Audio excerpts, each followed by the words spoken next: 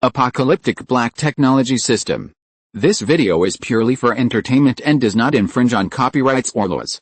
The rights to the novel and image belong to the original author. We do not claim ownership. Don't like waiting and want to listen to this fanfic in full now? Subscribe to our Patreon, where you'll find the best fanfics. Chapter 1 Workplace Madman? Fall, never-ending fall. A terrifying roar echoed in his ears. Human screams came and went. The boundless swarm of dark insects surged like a tide, engulfing the fleeing crowd in panic. There was blood and screams everywhere. Run! Sue-Ran opened her eyes suddenly, her whole body slid down, and she felt to sit on the ground with a loud noise. The cold and smooth touch of the ground made Sue-Ran tremble violently, stood up abruptly from the ground, looked around blankly, panting heavily. In the conference room, everyone in the room was looking at him in surprise. On the podium in front of him, a fat leader was presenting the mobilization, but now he also stopped talking, and his eyes without anger and prestige fell on Sue-Ran at this moment. Why is this conference room so familiar? And these people, isn't the fat leader standing on top the same Yubo who used to scold himself every day? Isn't he already dead, on the second day of the doomsday? In front of the defeated army, I saw him being dragged away by those bugs. Sue-Ran felt a little dazed, like in a dream. He clearly remembered that at 10 o'clock in the evening on June 26, 2120 AD, the Earth was invaded by unprecedented terror. The invasion came from outside. Unknown Zerg creatures came from outside the sky and swept across the world overnight, bringing boundless death and disaster. Human civilization ushered in an unprecedented doomsday catastrophe. On that day, Sue-Ran, who was originally a clerk in the company, was just a mediocre person in such an era. He was lucky enough to survive the great turmoil at the beginning of the doomsday. He struggled to survive and wandered around for 3 full years. Ordinary people have become survivors in the doomsday era, have seen countless lives and deaths, and even become the mainstay of a survivor base. However, just now, his survivor's base was discovered by the Zerg, and monsters overwhelming everything destroyed everything. The mountain-like diggers and countless monsters broke through everything Sue-Ran was familiar with from the ground. His friend in the doomsday were all wiped out in the collapse. He, Sue-Ran, should have died as well, but Sue-Ran took out her phone stiffly and took a look. The date displayed on it was June 25, 2120. Could it be that I didn't die, but was reborn before the end? Thinking of this possibility, Sue-Ran's heart trembled. Even though he had lived in the doomsday for 3 years, he felt a little excited at this moment. If it is really reborn, if only I could do it again. Countless possibilities emerged in Sue-Ran's mind. Many tragedies could have been avoided, but at this moment, a voice directly broke Sue-Ran's reverie. Sue-Ran, what are you doing? Can't you see that I'm in a meeting? Don't you know how important this event is? Yubo's face looked a little ugly among the colleagues below. There is a female colleague named Wukayankian who has a bad relationship with Sue-Ran. At this time, she is watching the excitement and is not afraid of getting into trouble. She pretends to be concerned and asks Sue-Ran loudly, Sue-Ran, are you asleep? I think you almost slipped under the table. It must be a nightmare, right? Hearing this, Yubo's face became even more ugly. Okay, why are you jumping up and down? I'm holding a meeting for everyone, and you're sleeping down there, aren't you? Sue-Ran, you lost a penny for your performance this month. Finance, recorded. Hearing such a punishment, Wukayankian just flicked her hair. Almost unable to hide her smile at this time, Sue-Ran came to her senses. Belatedly to Sue-Ran, the short 3 years in the doomsday seemed as far away as a lifetime, and the memories before the doomsday even seemed blurred. He only remembered that Wukayankian had always had trouble with him and always reported to Yubo, which made Yubo have a very bad impression of him. And if Sue-Ran remembered correctly, Wukayankian seemed to have climbed into Tebo's bed before because of her good looks. Sue-Ran remembered that at that time, he was always wearing small shoes by Yubo, and he was quite aggrieved in the company, unable to hold his head up, but this was the only way for him to make a living. And he never had the courage to look for other possibilities. However, the current Sue-Ran is no longer the former Sue-Ran. Faced with such a situation, not only was he not angry, but he found it a little funny hearing that Sue-Ran's performance was gone. The colleagues in the conference room were gloating and sympathetic in their place. The salary is not much, and the performance occupies a large part of the salary. If the performance is deducted, it is a lot of money. Seeing Sue-Ran standing there blankly, Zio Zhang, a colleague sitting on the other side of Sue-Ran, pulled him and whispered, Brother Sue, sit down quickly. However, what no one expected was that instead of sitting down, Sue-Ran made an astonishing move. Sue-Ran directly grabbed the stack of documents in front of her, held it up high, and then slammed it to the ground. There was a loud bang this time. Everyone in this room was dumbfounded. U-Boy said angrily. Su-ran, what are you doing? Su-ran replied calmly. Deduct my performance, right? Deduct it. You can deduct it however you want. I don't want performance, and I don't want this month's salary.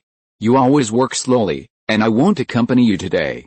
Everyone, I quit. Saying that, Su-ran turned her head very chicly, turned her head and walked out. All the people in the conference room looked straight at U-Boy as their immediate boss. Who dares to talk to him like that? U-Boy's expression changed instantly, and he said angrily, Su-ran, stop. With these words, Su-ran really stopped. He turned his head, smiled slightly at U-Boy and Wu-Kai-Ankian, who was also stunned, and said, by the way, I forgot if you didn't call me.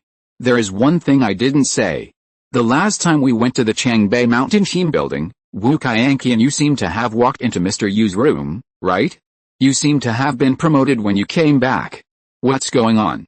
I'm a little curious. Ahem, Mr. Yu, I really want to say something. Although we are a northern company with an underdeveloped economy, you can't let us do the work of 3 people and only get one person's salary. Finally, I wish you 2 more days of life. I won't write the resignation letter, it's useless anyway. After saying these words, Su-ran opened the door and left you in the meeting room. You look at me, I look at you, you are all dumbfounded. After a long while, everyone started whispering, my god, why is Su-ran so stiff today? Resign directly, it's too violent, and is what he just said true?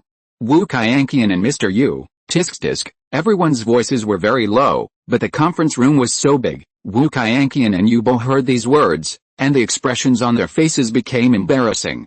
Chapter 2 Almighty Black Technology System. Rumors in the company have always been the fastest to spread. Su-ran left a meeting room and took the elevator to the first floor. The news about him making a big fuss in the meeting room had already spread. While taking the elevator, a master worker from their unit came in, took a look at Su-ran, sighed, stretched out his hand, patted Su-ran on the shoulder, and said, young man, there's still a long way to go in life. Alice, if you don't do this, what will you do next? Su-ran nodded, shook hands with the master thankfully, and said, brother, listen to my advice, you should stop doing it quickly and go home to spend time with your wife and children. Hearing these words, the old master's eyes widened. He looked at Su-ran as if he was saying, I tried to speak nice things to you, but you persuaded me to resign? Who is this? At this time, when the elevator reached the first floor, Su-ran nodded to the master again, and said, really, you are a good person, listen to my advice, go home quickly, buy more biscuits, the longer the shelf life, the better. Su-ran left. The old master was still standing in the elevator room, still in a dream. The girls at the front desk watched Su-ran walk out of the unit, and they all pointed at the back. It's crazy. If you say resign, then resign. I really don't know what you think, too young. It is said that he has told all the scandals about Mr. Yu in public. Even if he wants to repent, he will never come back. I'm all optimistic. If you're looking for a boyfriend, you can't find such a fool. In the eyes of the vast majority of people in the company, Su-ran's resignation like this is certainly enviable, but deep down, everyone thinks that Su-ran is an idiot these days. Such a stable job is hard to find, but what they don't know is that the doomsday catastrophe is coming, and all the systems of the old era will collapse in front of the overwhelming swarms of insects. Su-ran left the company, went straight to the loan company, and began to borrow money everywhere. His ID card and the only real estate left by his parents were all mortgaged by him. In addition to various online loans, in just half a day, he got more than 600,000 old man coins. The lender looked at Su-ran as if he was looking at a shiny golden cash cow, but Su-ran didn't care. On the contrary, he was quite urgent at this time. After cashing out successfully, he went straight to the supermarket to buy various supplies in large quantities: mineral water, compressed biscuits, high-calorie food, medicine, vitamins, etc. Su-ran bought out the compressed biscuits in a large supermarket. This incident alarmed the manager of the supermarket. He ran down from the office and confirmed again and again that Su-ran didn't come to make trouble, so he was relieved. A large amount of supplies were directly transported back to his unit building forcefully by Su-ran. At this time, it was almost dusk. There is still one day left before the doomsday erupts. Su-ran's house is in the Dongcheng district of Bingchang City. It can barely be regarded as a real estate in a prosperous area, but the house is an old house with only 8 floors. Su-ran lives on the 7th floor. Opposite him is a hot fitness trainer.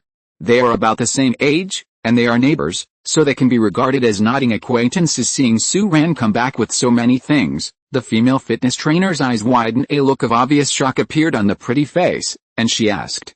I said, what are you doing with so many biscuits and mineral water? Su-Ran laughed and said, my friend's supermarket has closed down, and there is no place to put the leftovers, so I will put them here for the time being. The female fitness instructor stared at Su-Ran suspiciously, doubting the authenticity of Su-Ran's words. How can there be a supermarket that only sells so few items? A look of contempt appeared on her face, and she thought to herself, this is really a weird person, probably because he has been single for a long time, hoarding so much food and water. Wouldn't it be the kind of pervert? Stay away from him in the future. At that moment, the woman had a flash of imagination, and suddenly felt nauseated. She didn't even say any polite words, and quickly turned around to open the door, and hide in her room. Of course, Su-Ran could see the distance from her beautiful neighbor to her. He has an ordinary appearance, an ordinary personality, and an ordinary job. He is a beautiful woman, and it is normal for him to casually interpret the abnormal behavior of an ordinary person like himself, and an ordinary person is an abnormal act. After all, in this deformed era, there are always some people who feel that they are good looking, but they also feel that they are superior to others. But everyone is actually just an office worker in the city looking for a living. Whether it's a beautiful and handsome guy, a delivery guy, or a hard-working employee in an office building, the gap between ordinary people and ordinary people is not that big at all. However, Su-Ran has no time to argue with such a woman. The end is approaching, and he must hurry up and prepare. Su-Ran has a plan in mind. As a reborn person, in the early days of the end of this life, he doesn't plan to run around. He plans to stay at home, use the memory of his previous life to avoid risks, and avoid the 2 months before the outbreak of insect swarms and large-scale military battles. Therefore, he hoarded so many supplies. Su-Ran is self-aware. Even though he is reborn, he doesn't want to be a fool to be a savior. He asks himself that he doesn't have that ability either. As for reminding everyone that the end of the world is coming, even if he reminded ordinary people, no one would believe that tomorrow is the end of the world. As for the military doesn't need him to remind them at all. In fact, in the previous life, before the arrival of the insect swarm, the military and governments of the countries on the earth had already prepared, but they were still defeated by the insect swarm. Under such circumstances, he is just an ordinary person. Even if he is reborn, he is powerless to change the overall situation. Under the torrent of doomsday, everyone is an ant. The next day, Su-Ran ran all over the banks and jewelry stores in the city, brought out 2 kilograms of gold, and bought all kinds of machetes to put at home. Mr. Lee outside ate a bowl of beef noodles, and then returned home, waiting for the time to pass, waiting for the end at 10 o'clock in the evening on June 26, 2120 AD. That was the time when the swarm came. It is now 1:08 in the evening. The world outside the window is dark, and the sky is being shrouded in overcast clouds. It seems that a heavy rain will fall on this northern city, but at this moment, Su-Ran, who was sitting at home, suddenly heard a sudden cold electronic notification sound. Almighty Black Technology System, loaded. The host is scanning. The scan is complete. Hello, respected host Su-Ran, your personal watch has been installed. The storage space in the watch has been loaded. The current storage space size, 2 cubic meters. The initial resource points have already arrived. Your initial level is level 1. You can spend resource points to create any item in the manufacturing list to the level 1 level. Welcome to use this system. Accompanied by this series of prompts, Su-Ran was shocked to find that his left wrist suddenly shone with light, and a very sci-fi style appearance appeared on Su-Ran's wrist. However, it fits very well, as if it was tailor-made. Chapter 3 Black Technology Dark Energy Hunting Gun. Accompanied by the system's notification sound, a series of virtual interfaces that only Su-Ran could see appeared in front of his eyes like flowing water. Black Technology Manufacturing List, Resource Point, Personal Level Panel, Watch Storage Space. It took nearly half an hour for Su-Ran to figure out the whole system bit by bit, just like the name of the system, the Omnipotent Black Technology System. This is a black technology system covering all aspects, such as weapons, medicine, battleships, etc. There are only things you can't think of, nothing you can't do. From level 1 to level 30 of the system. Every time you upgrade a level, you can unlock the corresponding technology products at that level. The higher the level, the more advanced, powerful, and more types of technology you can unlock. Now Su-Ran is at the first level. He also read the first level manufacturing list just now.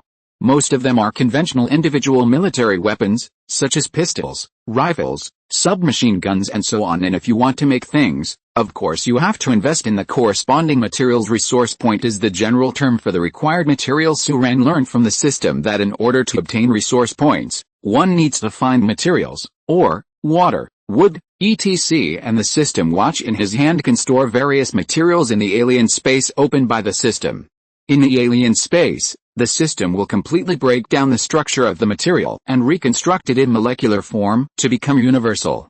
The war resources are displayed in the interface of Suran's watch in the form of resource points. Because of the versatility of the system, even if Suran throws in a pile of steel, he can still make wooden products. Seeing this, Suran slapped her thigh heavily. If the system had come half a day earlier, he would have gone to wholesale various materials. However, it was already too late. It was already past 8:30 on the 26th. And there was only 1 hour and 30 minutes left before the end of the day. Suran scanned the item manufacturing list from top to bottom.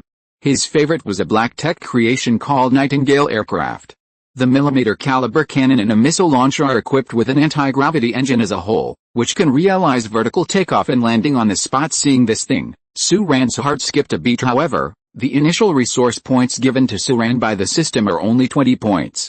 To build a Nightingale aircraft, a full 100 resource points are needed. Suran can only choose to build other things first, so as to survive the early stage of the doomsday outbreak. Suran's eyes finally locked on a firearm. Item: Dark Energy Hunting Gun, Attribute: Heavy Dual-Form Dark Energy Lethal Weapon. Description: This is a high-power dark energy weapon. In theory, it can easily penetrate the main defensive armor of conventional tanks. It has two combat modes. The first form is the sniper rifle form. The longest range can reach 1,200 meters, and the gun body in this form is 1.02 meters long. The second form is the hand cannon mode, which is a portable human body structure engineering hand cannon, effective in the front. The range is 20 meters. Resource points required to create this item: 10. Remarks: To use this weapon, you need to create a matching dark energy clip, 10 round/1 resource point. Suran looked around, and besides all kinds of thermal weapons already on the Earth, this black technology dark energy hunting gun is definitely the most cost-effective for him at present. According to the system's description, if this thing can penetrate the tank's main defensive armor, it must be able to penetrate the outer carapace of the Black Beetle. The conventional 9mm and 5.5mm caliber firearms are meaningless even if Suran looks at them. Those heavy Black Beetles are huge and weigh several tons. Although they are creatures, the outer carapace is made of alloy, and the flesh and blood body under the carapace is extremely dense. This kind of Zerg creature, it is a terrifying existence that is completely capable of confronting armored vehicles head-on. It is impossible for human beings' conventional individual weapons to penetrate its carapace, let alone kill them. This hunting gun, which uses dark energy as ammunition, means more to Suran than any pistol or rifle. This is a weapon that can kill Black Beetles with one blow. It has two forms, not only for long-range sniping, but also for close combat. The only problem is that the ammo for this thing is too expensive. Only one resource point can create a dark energy magazine. Expensive, but also made without a weapon. Facing the Black Beetle is waiting to die. Suran directly checked in order to build a dark energy hunting gun with 10 magazines. The 20 initial resource points were all used up by Suran. The dark energy hunting gun and the dark energy magazine have entered the manufacturing sequence. Estimated time to build: 1 hour and 40 minutes. Suran calculated, more than an hour, just after the doomsday. In terms of time, it should be in time. Suran took a deep breath, swept his gaze, and landed on the coffee table in front of him. With a thud, the watch on his wrist shot out a ray of light, and directly took the coffee table, which was about 2 square meters in size, into the alien space among. However, what made Suran speechless was that this table was down, and the column showing resource points on the watch did not move. It was still 0. System, what's the situation? Such a big coffee table can't even reach a resource point? Suran asked. The intelligence level of the system is not high, and the answering voice is cold and rigid. Dear host, the resource conversion of this system is to reconstruct a molecular structure, and the conversion rate is only about 70%, that is, the conversion rate of unprocessed non-finished natural minerals, wood, etc. can only reach 100%. 70. The conversion rate of processed items is less than 20%. Moreover, the conversion rate of a single high-purity resource, such as pure iron, or a high-purity material is only about 40%. and only a mixed material with a rich variety of substances can have a higher conversion rate. Right after listening to this explanation, Su-Ran finally understood he originally planned to demolish the building, but now it seems that demolishing the building does not seem to make much sense. A resource point is actually equivalent to a resource unit. And the resources here do not simply refer to metals, wood, water, chemical substances, etc., but a comprehensive term for resources. It is the combination of these things, each of which accounts for a certain proportion and is rich enough to be considered a resource. It is a unit of resources, that is, a resource point. Therefore, the resource point conversion rate of a single material is not high. Before the apocalypse, it was already difficult to obtain such a rich variety of resources, and after the apocalypse, it was also difficult in comparison. It may be easier to find some pure steel and wood. Although the conversion rate is not high, it seems to be a relatively good option now. Su-Ran remembered that there seemed to be a large steel factory in Bicheng district. Su-Ran's eyes flickered. When he had a chance, he seemed to be going there for a while. Time passed by every minute and every second, but Su-Ran's mood was calming down again. He was born as a small person, got the system, and now he doesn't have any big plans in his mind. He just wants to survive the early days of the doomsday, and it's best to build a Nightingale aircraft. Then, Su-Ran's eyes turned to the dark world outside the window, but she slowly clenched her fists in the darkness. If there is anything he hates the most in his heart, that's the Zerg. In the previous life, he also had incomparably precious partners and friends again and again, and he also had a survivor base with a real sense of belonging, but all of these were crushed by the swarm again and again. His companions died one by one, and the survivor base where he wanted to stay for a long time was razed to the ground. His cherished friends, and even the people he liked in the apocalypse, were also swallowed up by the overwhelming insect swarm. Powerless, even myself will die under the swarm of insects. It was despair, powerlessness, and even more infinite grief and hatred. Even after experiencing rebirth, it would never be possible to wash away the blood hatred from Su-Ran's heart. Thinking of this, Su-Ran's eyes turned blood red, and his nails sank deep into his flesh. In the previous life, he was just a mediocre ordinary person, mixed with the torrent of the times. He could only become a fugitive who was massacred by the Zerg, but given the chance, if given the chance, he will fight tooth for tooth, blood for blood, and wipe out the worms. Chapter 4: The Doomsday Comes. Chapter 4: The End Times. At 10 o'clock in the evening on June 26, 2120, suddenly there was an earth-shattering roar in the sky. The sound was like thunder exploding in the clouds, but only Su-Ran knew that it was definitely not thunder, because he is no stranger to this voice. That's the lair of the Zerg going through the atmosphere. The main body of the Zerg invasion began to disintegrate when it reached a low Earth orbit. Numerous nests carrying a large number of war bugs would land on the Earth densely within 5 minutes, and the bug swarms would sweep every corner of the Earth within 3 days. Su-Ran came to the window and looked out complicatedly. He saw a fireball at the far end of the sky, shrouded in thick smoke, tearing the clouds and falling from the sky like a comet, and the roar of huge machines was coming from the space.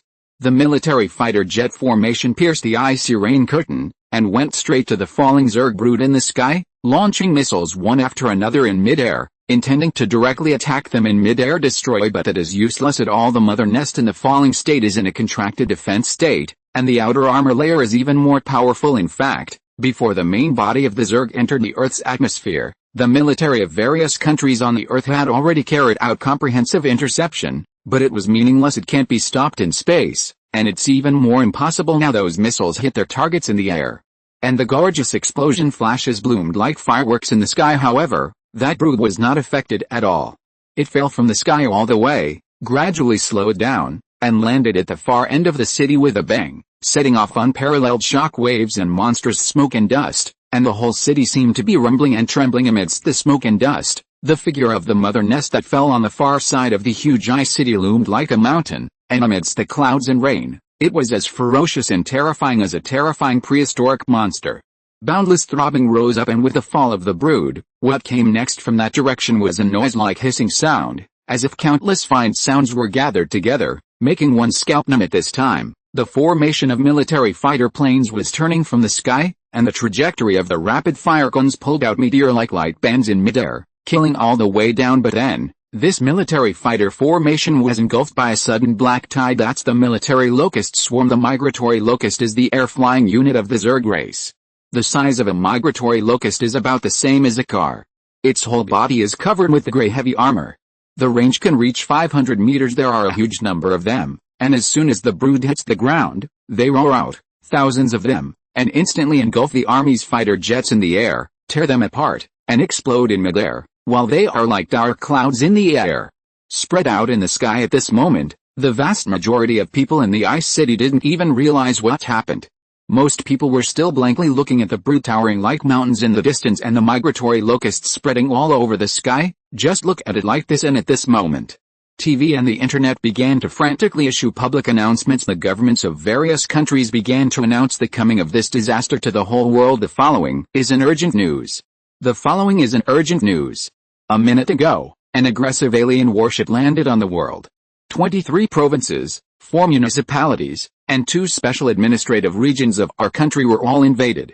Our army has already activated the Emergency Response Act. All residents please stay at home and wait for the instructions and dispatch of the local army, police and law enforcement agencies. The following is an urgent news. At this moment, the global red alert, the human beings on the earth, have fully switched on. However, immediately after, a complete power outage swept across the entire city of Ice City. The TV was interrupted, the lights went out, and the internet was paralyzed in an instant. In the previous life, it was only later that Suran learned that the military had actually discovered the Zerg mothership flying from space long ago, and launched 7 interceptions in space, all of which ended in failure.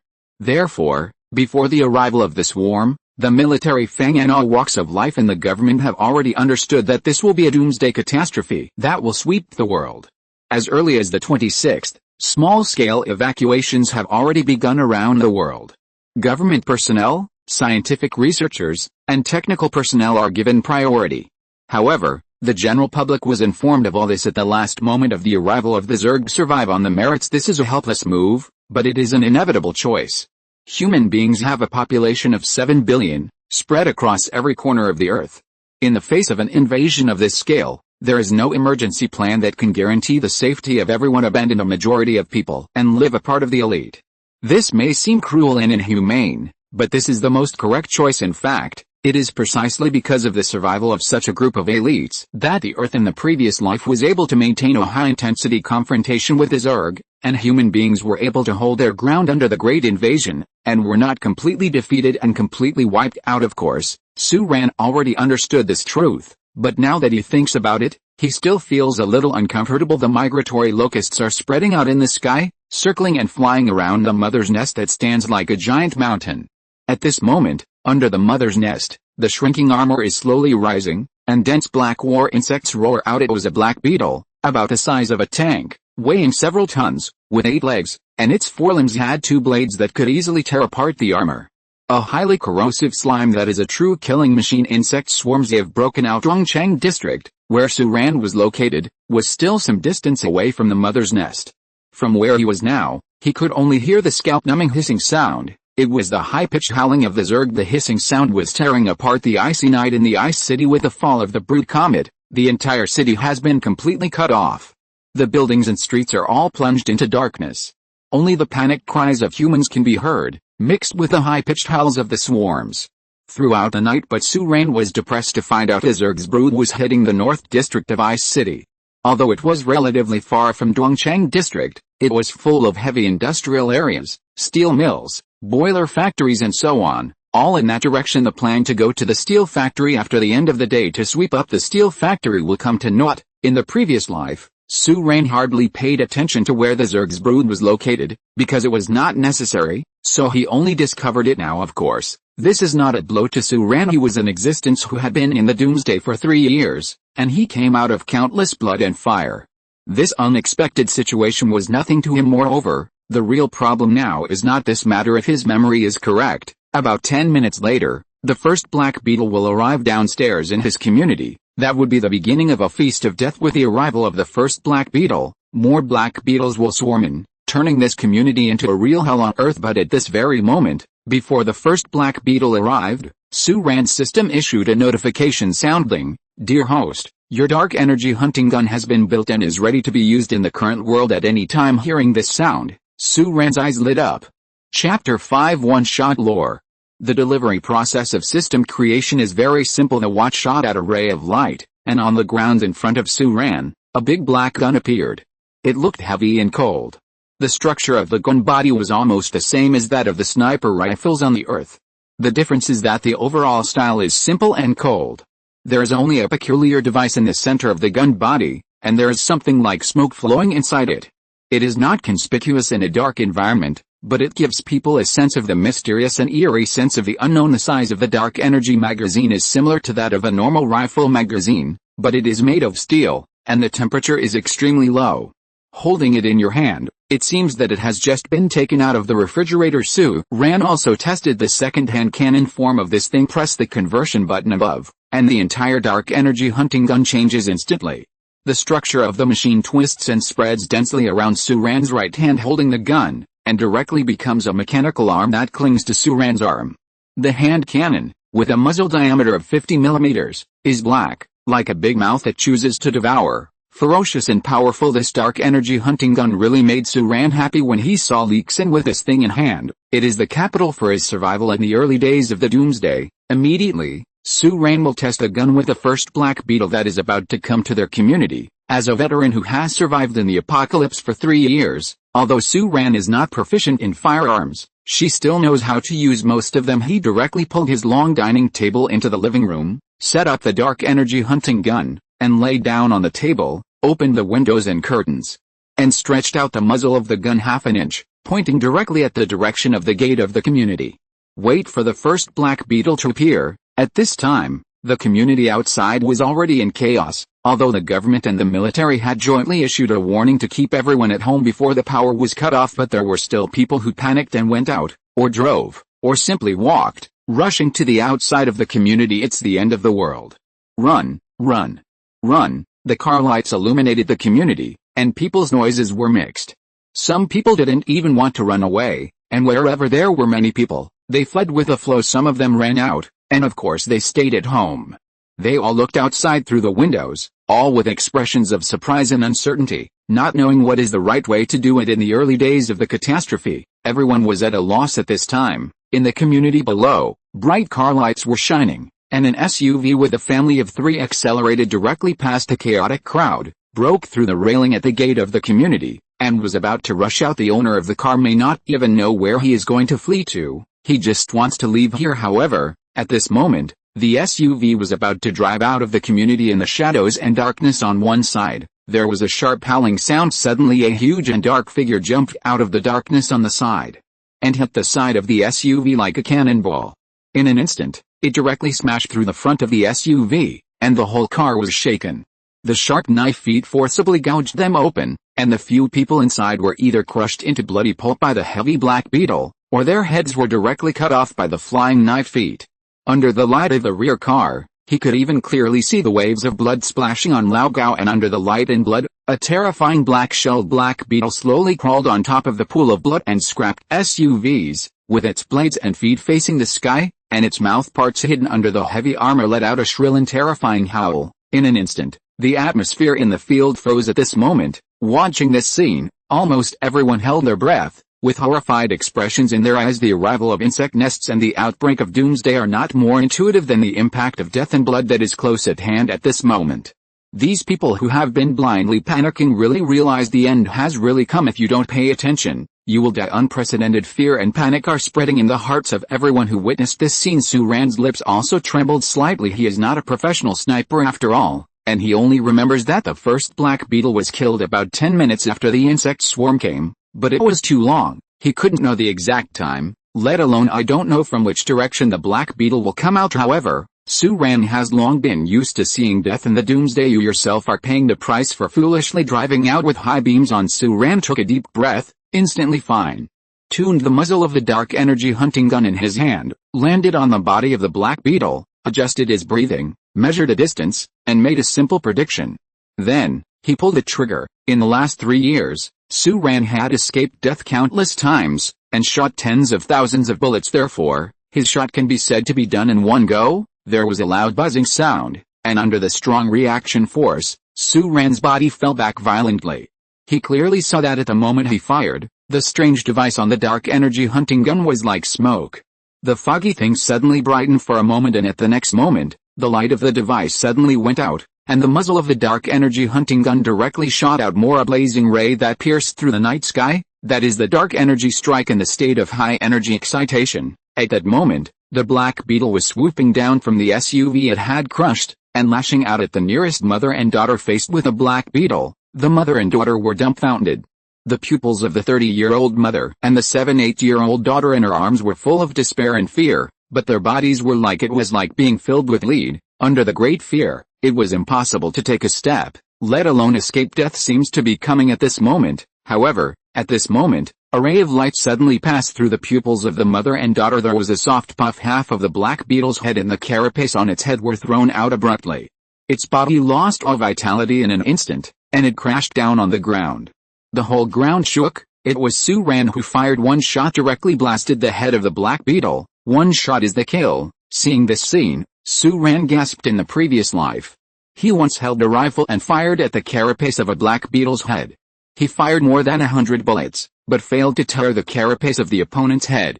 An easy headshot. Su-Ran was shocked, but at this moment, the people below were completely in a state of sluggishness. Many people looked at each other with dazed faces, shocked, completely dumbfounded, and didn't know what was going on. How could the head of that mighty monster be blown off? The mother and daughter came back to their senses at this time, but they were still in a dream, not knowing how the Black Beetle died suddenly. But after walking through the gate of hell, they hugged each other excitedly. The body is still trembling with fear, not only the horror, but more of the ecstasy of the rest of the life after the catastrophe. Chapter 6: The Sniper in the Community. Chapter 6: Snipers in the Community. How did this monster die? Who killed him? I just saw a flash of light. It's a sniper. It's a sniper. Is it the military rescue? Is the military coming to pick us up to the safe zone? No. That flash of light just now seems to have been shot from inside our community. It seems to have been fired from a residential building. You mean, there is a sniper hidden in our community? After a brief silence, those people below were all blown up, discussing with each other a little excitedly. Of course, the vast majority of people have already chosen to retreat at this time, or take this opportunity to leave the community directly. Most people didn't even know what happened just now, but there were one or two people who saw a meteor like flash from the corner of their eyes. Everyone was surprised to hear that the shot was fired from their community. How is this possible? Is there actually a top sniper hidden in our community? This is China. Is that man a legendary agent? With a gun, or a sniper rifle and living in the community? People looked at each other, seeing incredible expressions in each other's eyes. But these numerous discussions soon completely stopped, because at this time, in the city, the sound of guns and the hissing of various terrifying creatures sounded one after another. These sounds were mixed together and echoed in the dark night. It makes people palpitate. The residents of the community below who hadn't left yet chose to retreat at this time. The mother and daughter, who had just survived death, did not intend to leave the community. The mother pulled her daughter and staggered back, preparing to run back to her home to hide. She just heard what others said in their unremarkable neighborhood. There is a top sniper hidden, maybe even some legendary super soldier king. In that case, she won't leave. There are big bosses in this community. Just hide in the community. Su-Ran didn't expect that his shot would cause such a big reaction. However, Su-Ran didn't care much about other people talking about it. Once the shot was fired, Su-Ran's heart was also determined. The power of this dark energy hunting gun is beyond his imagination. With a hunting gun in hand, he already has the power to protect himself, according to the original plan. Su-Ran originally wanted to squat at home for a while, and then catch a ride with the military when the military retreats. But now the situation has changed. The system has come. Black technology and dark energy hunt with a gun in hand. Squatting at home is obviously not the best choice. Now is the early stage of the doomsday outbreak, and the human military is fighting the worms all over the city. In the next 3 days, the worms will basically be firmly attracted by the human military. This is an opportunity for Su-Ran. While the military is delaying the pace of the bug swarm, it is imperative to go outside to collect resources and quickly accumulate resource points. When the army is defeated and the swarm of insects sweeps the city, the risk of him going out alone will be greatly increased. Therefore, after testing the power of the hunting gun, Su-Ran began to pack his things and prepare to go out. At this time, a flash of inspiration suddenly appeared in his mind. Can the corpse of the Black Beetle be collected as a resource point? In the previous life, Su-Ran had dealt with a Black Beetle a lot. As far as he knew, the Black Beetle weighed several tons, and the outer carapace of its body was completely made of alloy, which was no different from the armor of an armored vehicle. Moreover, its bones, Flesh and blood density is very high, rich in both metal elements and organic compounds. From this perspective, this Black Beetle fully meets the conditions for the system to collect mixed resources and transform resource points. Thinking of this level, Su-Ran couldn't help but glance at the Black Beetle corpse that was still lying at the gate of the community, ready to go downstairs and absorb it. In the previous life, when the first Black Beetle entered the community, it set off a bloody storm, and the smell of blood attracted more Black Beetles, directly turning the entire community into hell on earth. At that time, Su-Ran had no choice but to do not embark on the road of escape, but now, the first Black Beetle was directly shot and killed by Su-Ran in front of the gate of the community, and the subsequent Black Beetles did not catch on. The current community is completely silent. Su-Ran carried the package on her back, wrapped the dark energy hunting gun with cloth strips, and planned to go out immediately. However, before he opened the door, someone knocked on his door instead. Su-Ran, right?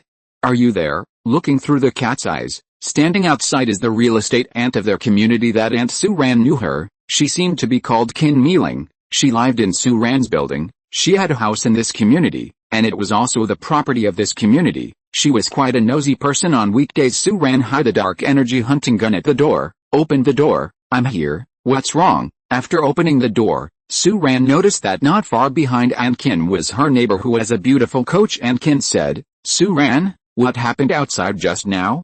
Did you see it? Su-Ran looked blank. What?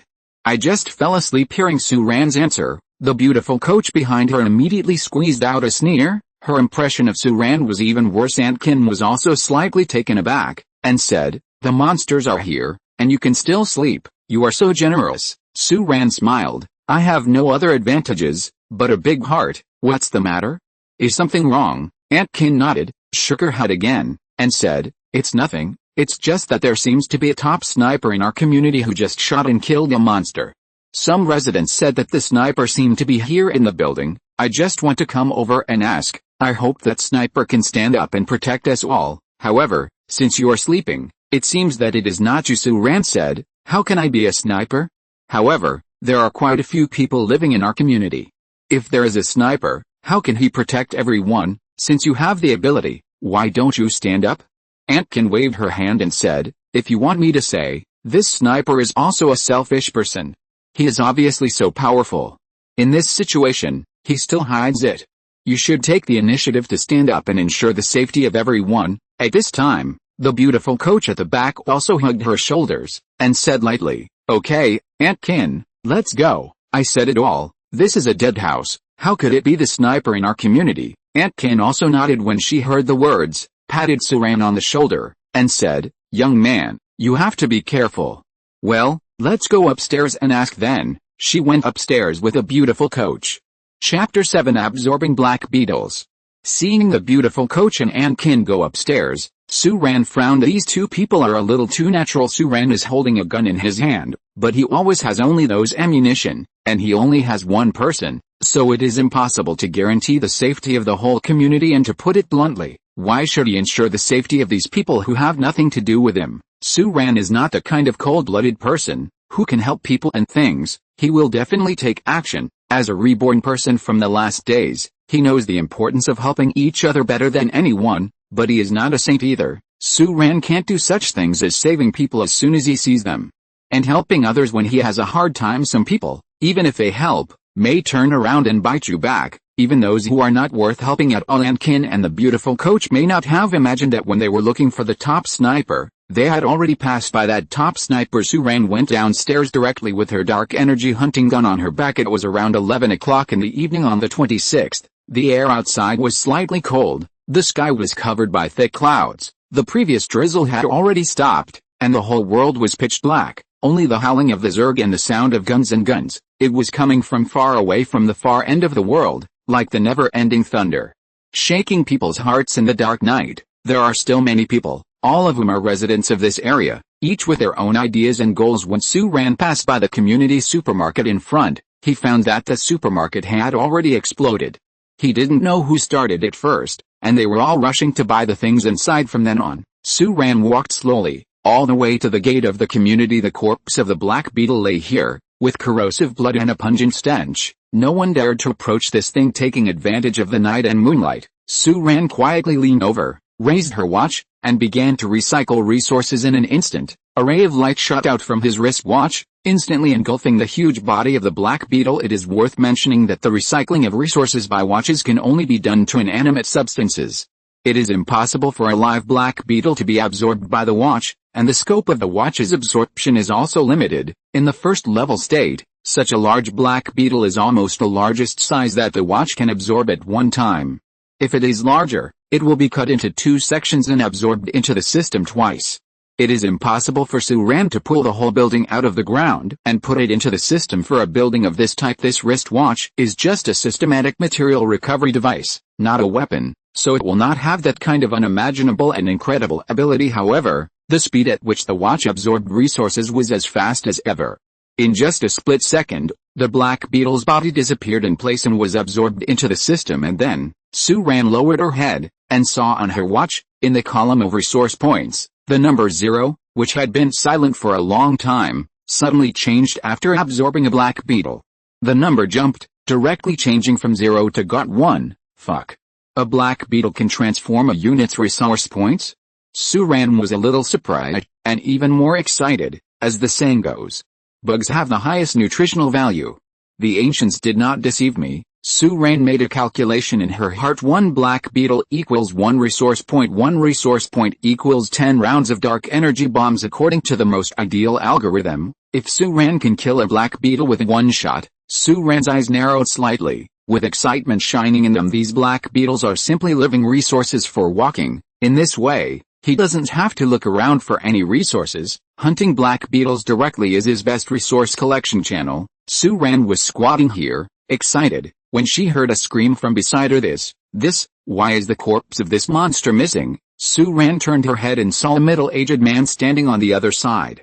Pointing at the place where the Black Beetle's body was just now, looking extremely frightened. Suran shook her head and shrugged. I don't know either. Putting down such words, he also carried his dark energy hunting gun and walked into the boundless darkness outside the community. Going out from the community, there is a long tree-lined road outside. In the past at this late night, it was almost impossible to see any cars and people in the driveway of this kind of place, but now it is full of cars and people outside. Cars roared past and merged into the main road ahead, but on the main road, which is only 600 meters away from the Suran community, it was already a scene of tragedy. A small swarm of insects is slaughtering here. Suran came up from the small road behind and saw the scene on the main road outside.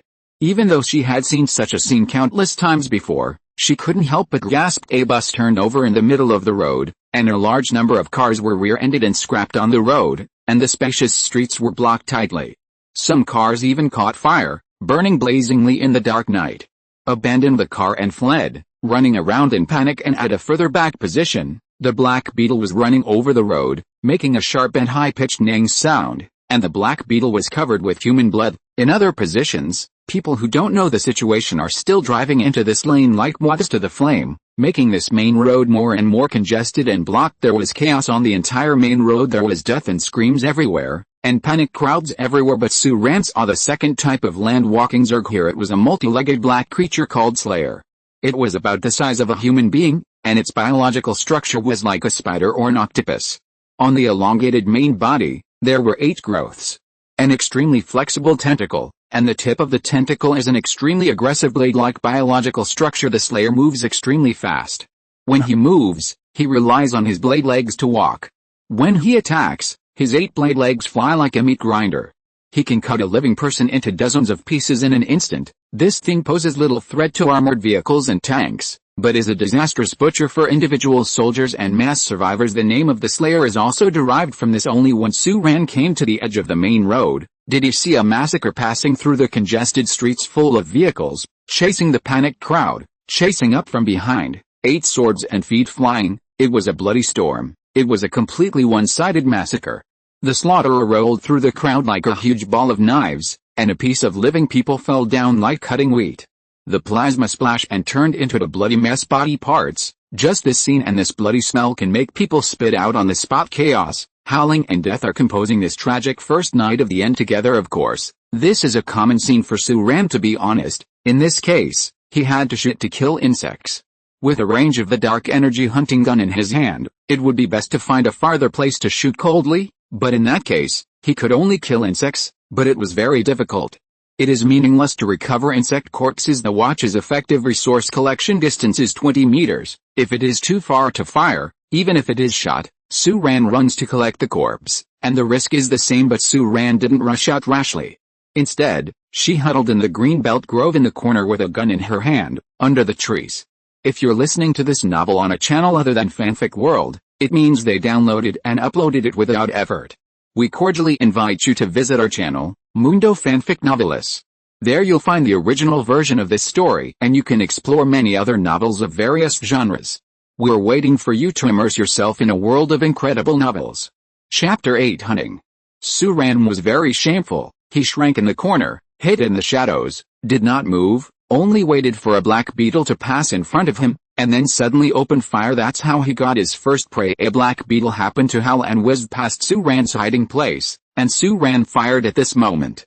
At close range, the shot that had been waiting for a long time had no chance of missing it. With one shot, the head of the black beetle was directly blown off, and with a wail, its huge body was carried backwards with a bang, directly crushing a burning scrap car behind it, making an earth-shattering noise. In an instant, a slayer noticed the situation here, and its 8 scarlet eyes glowed with blood. Its body rolled across the ground, and it rushed towards this side. Su-ran immediately rushed out from the corner. A ray of light flashed, and immediately collected the black beetle's body, then turned around and withdrew, trying to keep a distance. There are too many black beetles and slayers on the street.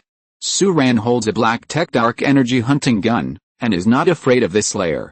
He doesn't want to fall into tremor and attract more monsters at that time. He may not be able to retreat completely if he shoots one shot at a time. However, Su-ran also knew that he couldn't outrun a slaughterer. The shape of the dark energy hunting gun in his hand has quietly changed. From a long sniper rifle to hand cannon, he wanted to lead the slayer into an uninhabited path behind him, and kill him with a single shot silently. Ordinary people, on the face of this crazy slaughterer, have already been scared out of their wits, but Su-ran is a reborn person after all, and his psychological quality has long been comparable to that of a soldier.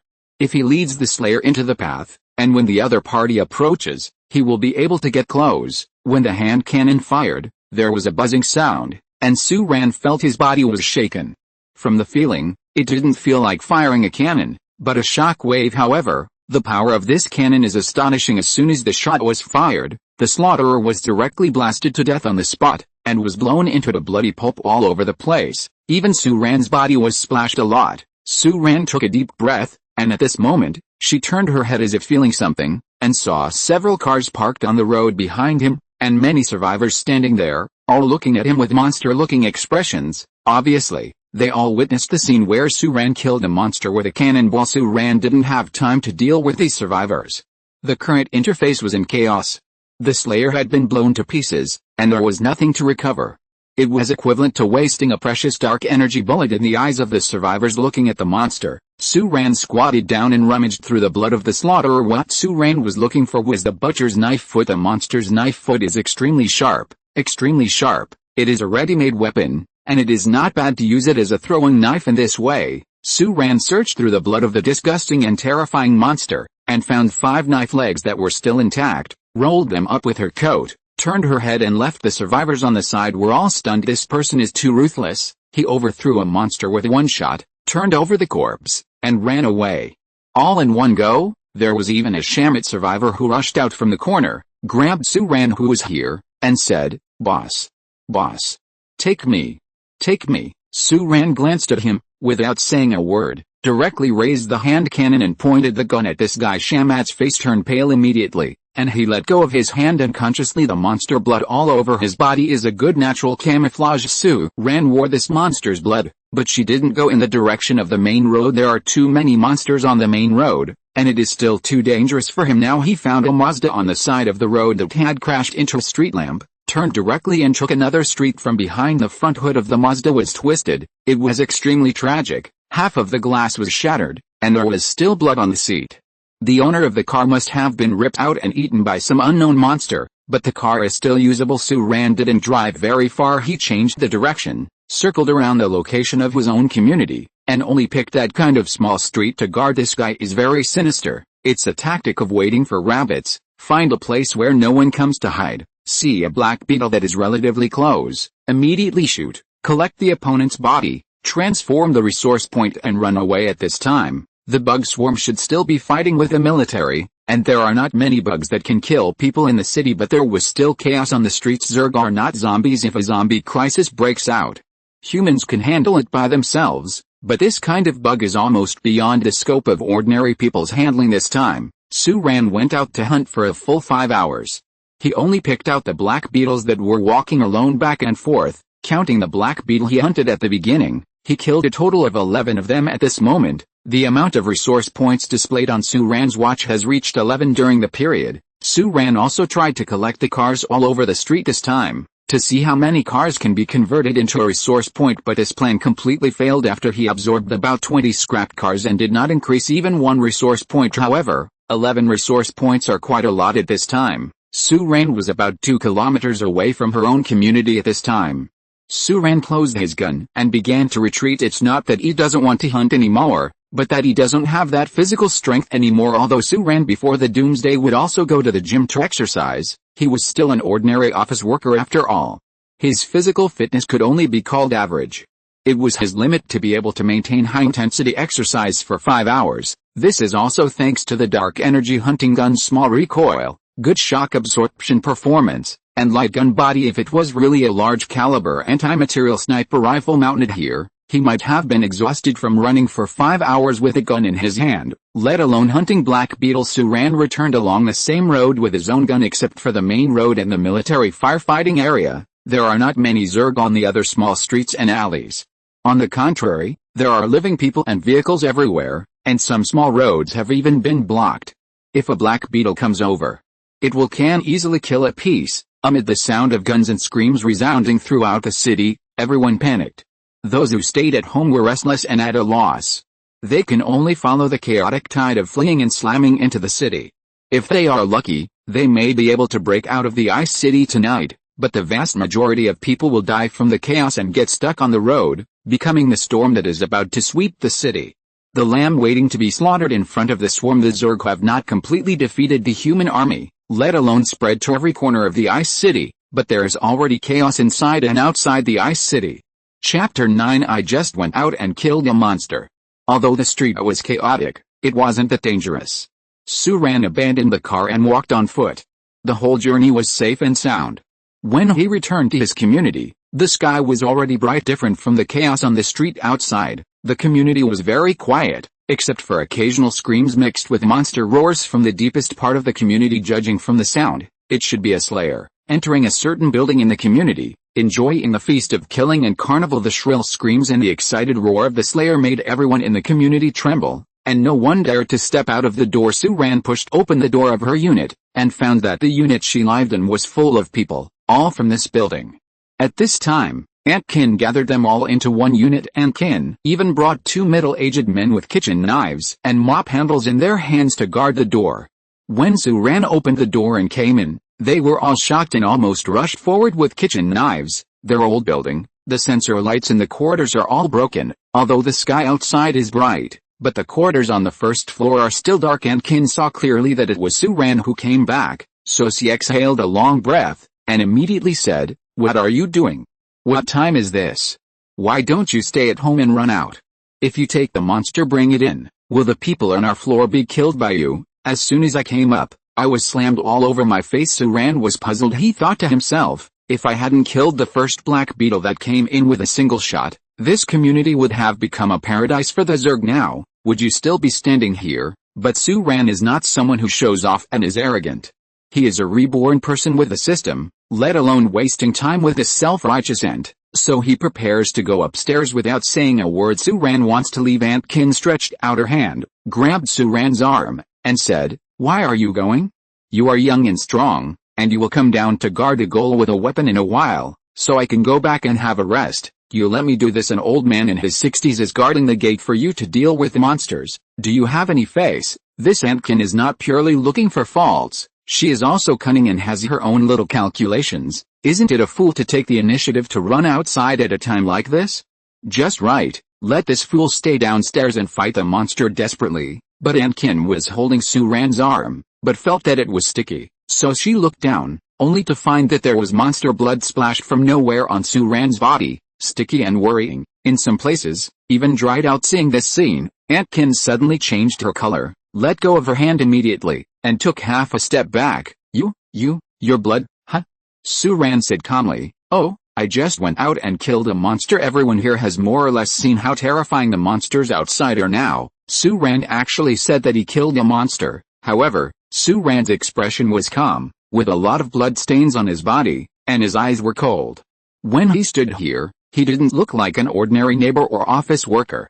He looked like a killing god who crawled out of the boundless hell generally. Moreover, the tone in which Su-Ran said this, killing a terrifying monster and splashing blood all over her body, was as relaxed and casual as saying that I got up early and went to the vegetable market to buy vegetables. Although Antkin thought it was impossible, her heart trembled slightly when she saw Su-Ran at this moment. She opened her mouth for a long time, but she didn't say anything. After all, no one is a fool. She has been scolding Su-Ran because she sees that Su-Ran is easy to bully, but now that Su-Ran is acting so strong, of course she will not be reckless as a person who sees what other people order. Su-Ran asked, "Are you still using me to guard the gate?" Su-Ran's aura is compelling and powerful. Antkin opened her mouth, hesitated for a while, and then said, "I don't mean that, I just think about the special period.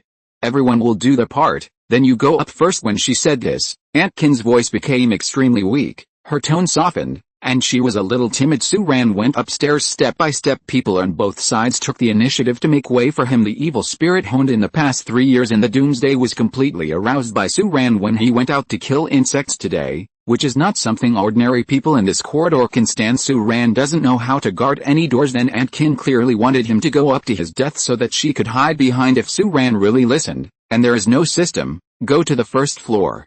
If there are black beetles or slaughterers coming up, he will be the first to die. This Antkin looks capable, but she is actually very selfish. Gathering so many people is nothing more than looking for a shield for herself. However, life and death are before. How many people are not selfish? There are quite a few people in the corridor. Judging by the posture, Antkin has gathered all the people in the building. There are quite a few of them, all of whom are familiar faces of Su-Ran. Su-Ran went back to her room at this time. The water supply in the building was cut off. He changed his clothes, rinsed them briefly, and then opened the system list again, invested resource points, and started to manufacture another round of equipment because she needed to save money to build the Nightingale aircraft. Su-Ran didn't spend it all this time.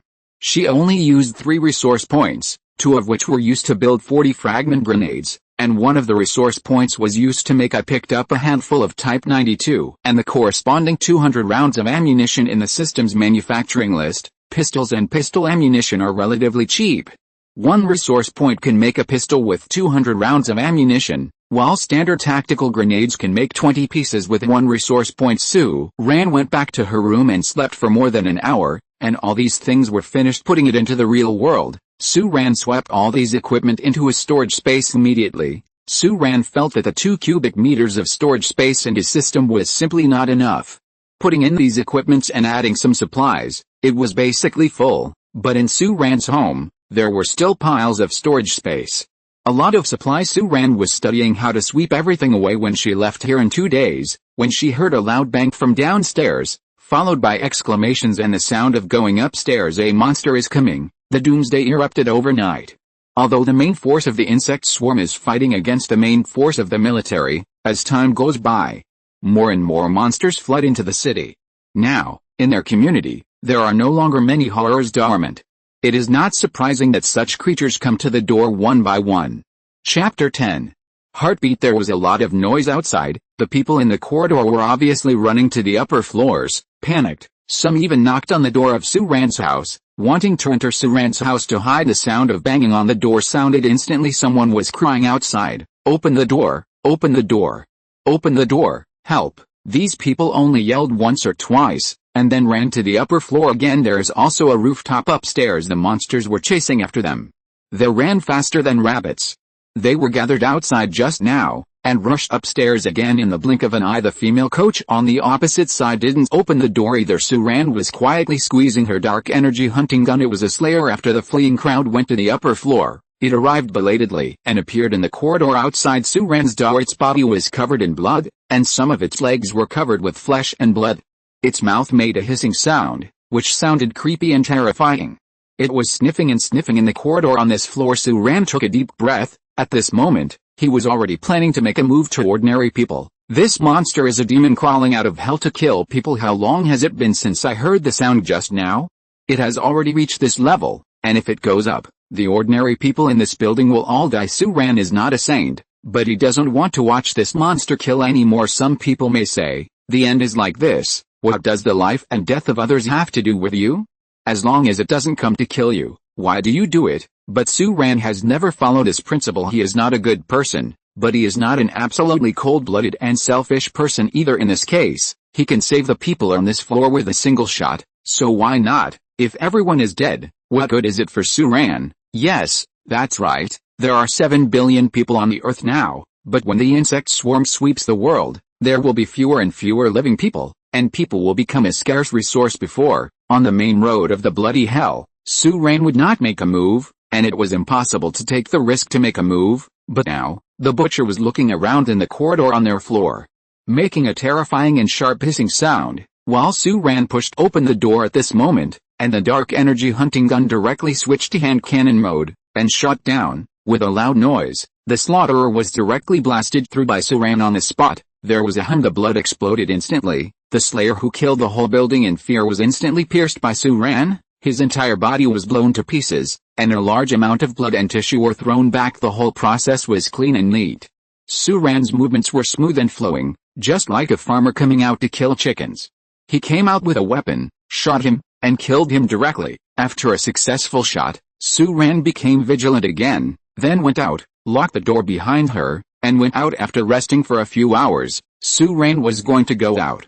The slayer was just an episode. After killing him, Suran still had to go out normally, with a gun on his back, and continue hunting black beetles. Suran aggressively killed the slayer, and left as if nothing had happened, but he didn't know that at the opposite door, the beautiful coach was always lying in front of her cat's eye.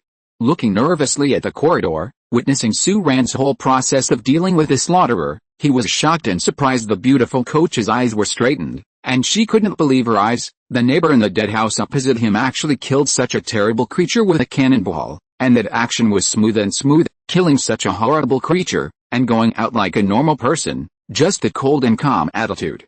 What kind of dead house is this? Even if he is said to be the legendary super soldier king, I will believe it. This moment, Suran's image in the heart of this beautiful coach has been completely subverted. In the heart of this beautiful coach, she even feels that her neighbor seems to be a little handsome, and those who had already hid on the top floor in the roof, after a long time, heard no sound below, and carefully went downstairs to have a look, only to realize that the slaughterer had died inexplicably on the 7th floor, and was bombed into a ball of blood, for the rest of their lives. After the catastrophe, these people were a little confused. How did such a ferocious monster die like this? They knocked on the doors on both sides, but Suran was not at home at all, and the beautiful coach Yusheng was also terrified and unwilling to open the door. She didn't say a word about what happened just now, and everyone could only talk about it.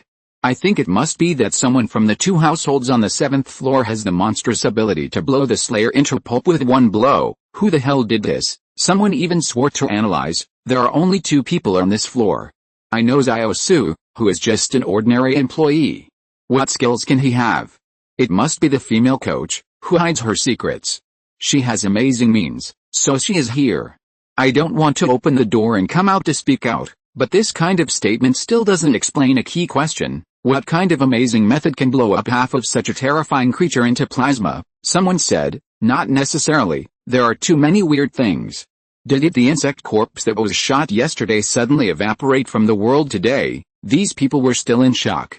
Hearing these kinds of weird things, their faces turned pale, their bodies trembled a little, and their hearts were beating violently at this moment. Only Ankin, who was huddled in the corner, looked at the monster splashing all over the ground, smelled the familiar stench from the monster's blood, and suddenly remembered Suran's blood and Suran's understatement today.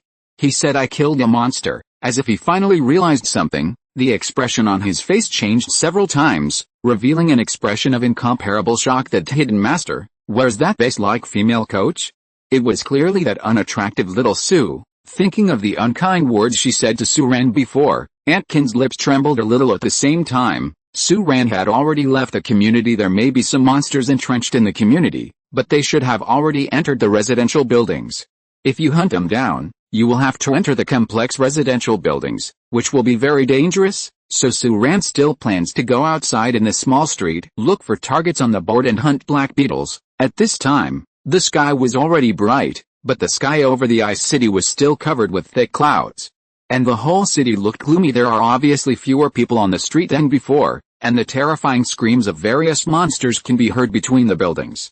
In the sky, locusts flutter past from time to time. Farther away, there are the sound of rumbling guns. Came just after Su-Ran left the community. She saw Black Beetle wandering on the street in front of her. Su-Ran hid behind a tree and immediately set up her dark energy hunting gun. However, in just a moment, the Black Beetle keenly noticed Su-Ran on this side, and crawled towards this side quickly. It was huge in size, but it moved incredibly fast. It moved like lightning, and it killed Su-Ran almost instantly. Su-Ran's color changed, and the first shot was fired hastily, and it missed directly, hitting from the right side of the Black Beetle. But the kinetic energy of the dark energy hunting gun is extremely strong. Although the shot missed a vital point, the Black Beetle let out a howl, and its body that was rushing forward slightly slowed down. Taking this opportunity, Su-Ran rolled over with a dark energy hunting gun in his hand. The Black Beetle whizzed past where he just stood, and the tree where Su-Ran was hiding just now fell down. With a loud click, the blade of the Black Beetle swept across, and cut the tree in half in midair. The blade was in front of Su-Ran in an instant. Su-Ran urgently switched the use mode of the dark energy hunting gun to hand cannon, and raised his hand to fire wildly. At this distance, he would die if he was brushed by this Black Beetle. Su-Ran didn't care about saving ammunition, and fired 3 or 4 rounds in a flash. The power of the hand cannon is huge, but its penetrating ability is not strong. When 3 or 4 shots hit it, the head of the Black Beetle was blasted by Su-Ran, and its huge body fell down. Corrosive blood splattered on the broken tree, eroding it instantly, making a piercing sound. Su-Ran was also frightened for a while. If he was a moment slower just now, he might have to be dismembered on the spot by the Black Beetle. Fortunately, the reaction is fast enough. Su-Ran quickly stabilized his mind. With this incident, he realized that he had to hurry up and build a vehicle. Now that he was running all over the place with a gun, the risk factor was still too high. He's hunting black beetles, but again, he's also a target for the Zerg. His dark energy hunting gun, as long as it hits the head, it can kill Su-Ran in one blow, and conversely, one blow from the Black Beetle can also kill Su-Ran on the spot. On this hunt, every prey is a hunter. At that moment, Su-Ran took the Black Beetle's body away, and then moved forward quickly against the edge of the wall, vigilantly and cautiously looking for the next target. Chapter 11. Leave these black beetles to me. The sky of Bingcheng is being shrouded in heavy clouds, and the world is gray. In the city, thick smoke billows into the sky everywhere. The location of a small intersection with only 2 lanes was in a mess, with broken glass fragments and scrapped vehicles everywhere. A strong wind blew, and things like waste paper on the ground were rolled into the air.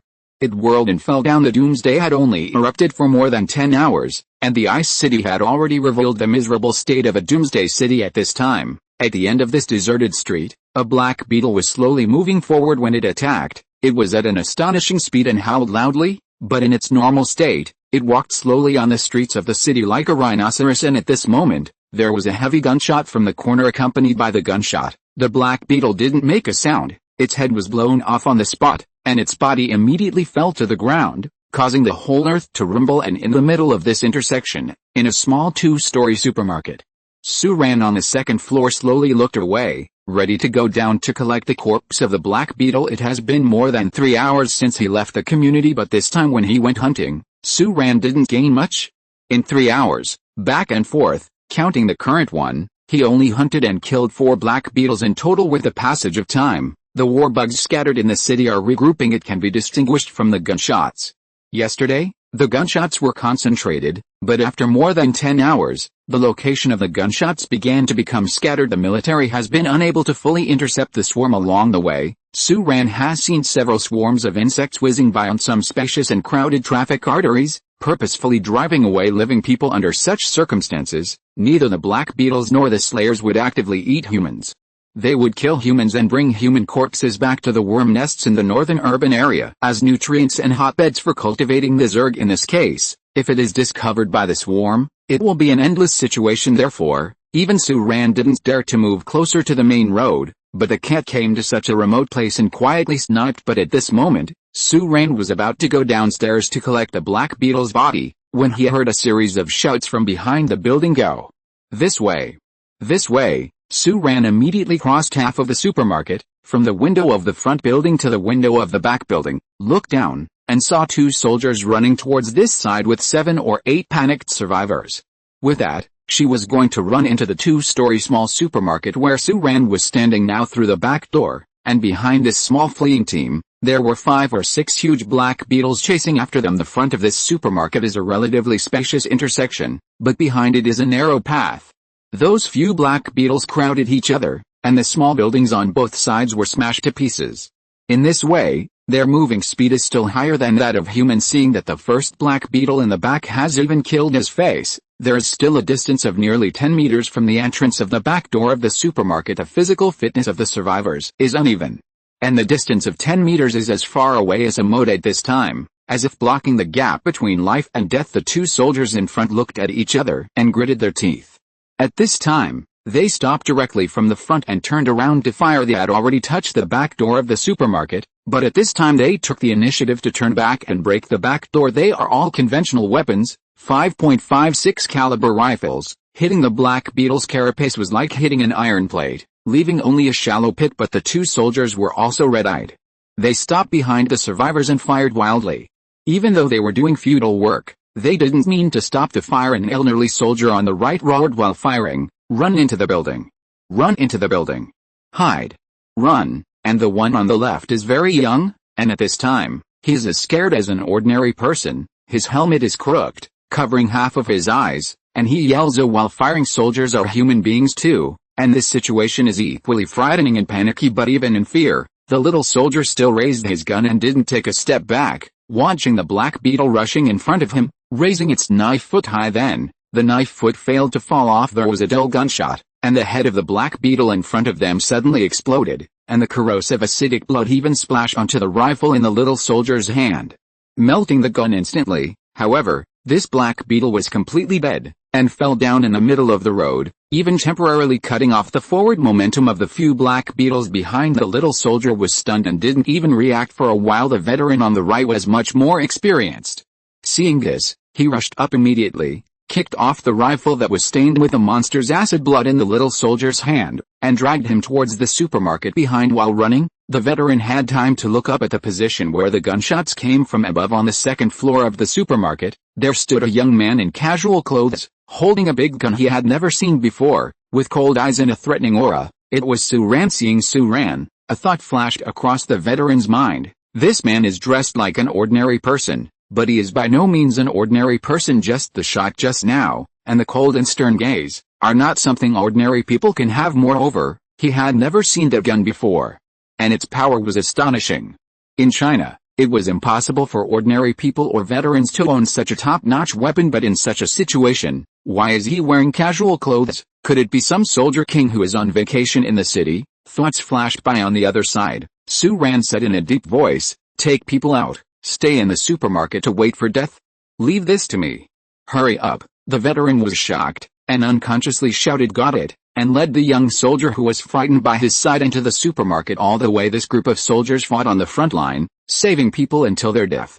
In the previous life, Su Ran did not know how many times in dangerous situations, and Su Ran only survived with the help of people in the army. Therefore, he will never refuse to save him. However, now that the doomsday just broke out, the 2 fighters obviously didn't know much about the lethality of these black beetles, thinking that they could hide in the supermarket. But Su Ran was very clear these few black beetles are enough to knock down the whole building in one go. Hiding here is courting death. At this time, several other black beetles below were uncovering the corpses of their companions and rushing towards them like mad buffaloes. Su Ran took a deep breath, turned around, ran up the second floor, ran from the back of the supermarket to the front, jumped out of the window on the second floor, and landed smoothly with a standard tactical move. Although Su Ran was not born in the army, in the last 3 years, he has almost perfected all his combat abilities and skills.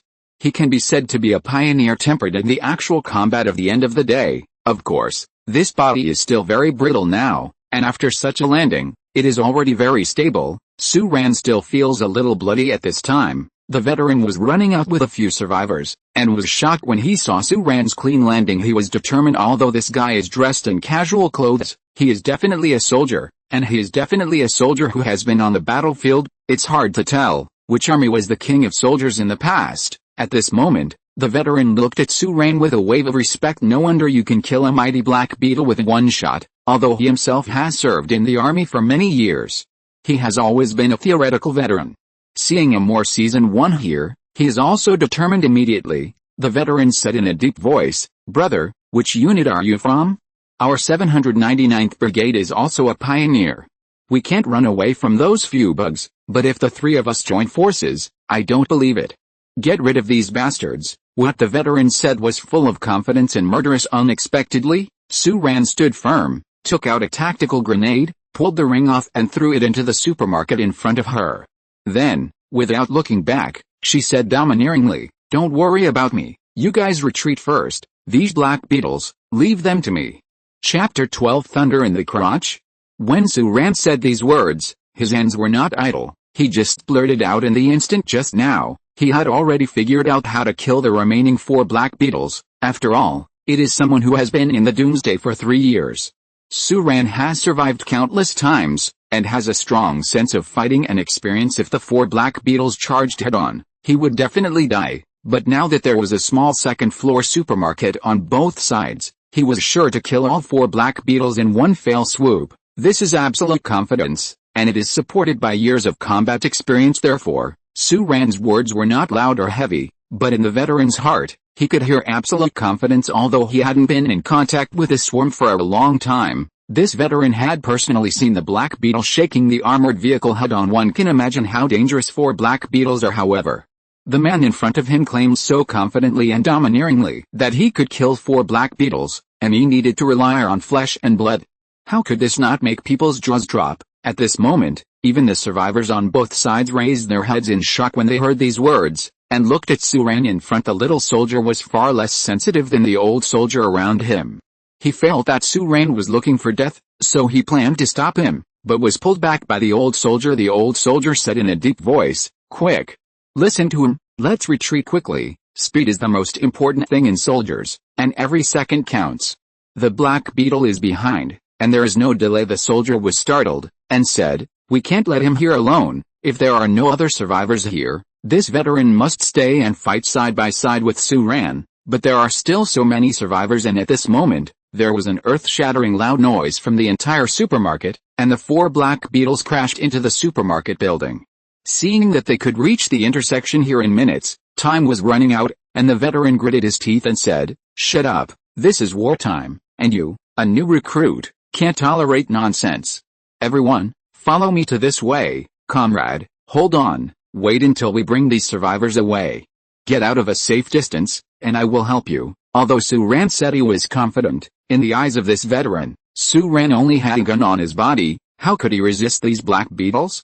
In this way, it is nothing more than wanting to let them retreat with peace of mind, and use their lives to fight. The veteran was moved, and retreated with the survivors behind him, roaring as he walked, "Brother, hold on." Then, after running for more than 20 meters, he turned around and saw a scene that made his heart skip a beat. Suran was running around the supermarket. While running, Suran threw grenades into the building. That's right, throwing a grenade. Just 6 hours ago, Suran just smashed 2 resource points and built a total of 40 grenades, all of which were placed in his storage space. If they are not used now, when will they be? The movement speed of the Black Beetle is quite fast. Under normal circumstances, it is quite difficult to hit the grenade head-on when encountering a narrow road. Even if it hits, 1 or 2 grenades will not be able to defeat the heavily armored Black Beetle. But the situation is different now. The 4 Black Beetles rushed over from the alley behind the supermarket, and they were all blocked in the second-floor building of the supermarket. This supermarket is like a big urn, and at this moment, these 4 Black Beetles are the turtles in the urn. 4 Black Beetles were stuck in a supermarket, so Suran threw a grenade in at this time. Is there any reason not to be serious? The 2 fighters and the few survivors withdrew to a safe distance, and Suran started to act. He ran around the supermarket, picking out mines one by one from the space of his watch, from all angles. As if he didn't want money throwing it into the supermarket, he would throw it in from whichever direction the Black Beetle would come out from. All of a sudden, the sound of the explosion was earth-shattering, and the whole earth was rumbling, and trembling flames burst out from every window of the supermarket. Shock waves and heat waves swept across crazily, and the 4 Black Beetles were turned on their backs after being bombed, and slammed into the supermarket crazily. The entire small supermarket on the second floor collapsed with a loud noise, billowing black smoke soaring into the sky. Suran was forced to step back step by step, but still took out the grenade. The veterans and others behind ran half a street away, but they all stopped at this moment, and they all looked at this side dumbfounded. The veteran never expected that this Suran would be a ruthless person who would throw thunder at the slightest disagreement. However, the veteran asked suspiciously, "He doesn't even have a backpack on him. He threw out more than 20 tactical grenades in such a short time, right? Where did he get so many grenades?" Hidden Krachin, the little recruit soldier, looked dumbfounded, and took off the crooked helmet on his head. Speaking in a correct Shandong accent, he was dumbfounded and said, "I'm so good, squad leader. What is this? The ruthless person who came out? The grenade doesn't cost money." The small supermarket was completely collapsing. Amidst a loud noise, the smoke and dust billowed, the flames shot into the sky, and a black beetle rushed out of it screaming. It was covered in fire. Without looking at the situation outside, he spewed strong acid mucus all over the place. Suran has been waiting for a long time. Just now, he had already finished throwing mines, retreated more than 10 meters away, set up the dark energy hunting gun, and just after the black beetle came out, he directly pulled the trigger, and with a heavy shot, directly blasted the black beetle. The unexamined black beetle was killed on the spot. After killing a black beetle with one shot, Suran didn't even blink her eyes, turned her gun and pointed it at the burning ruins of the supermarket. The supermarket has completely collapsed, and the remaining 3 black beetles were also seriously injured, wriggling and struggling in the ruins. After all, they had a strong physical advantage, and rushed out of the ruins one after another, but what greeted them was Suran shooting across the ruins and flames. Suran's eyes were heavy, and he shot them one by one, 3 times, and killed them all with every crisp gunshot. A black beetle must stop moving and fall down. The dead can no longer die. The whole process was clean and sharp to the extreme. At this moment, killing seemed to be an extremely simple sport, be it the 2 soldiers on the side, or the few survivors, watching this scene.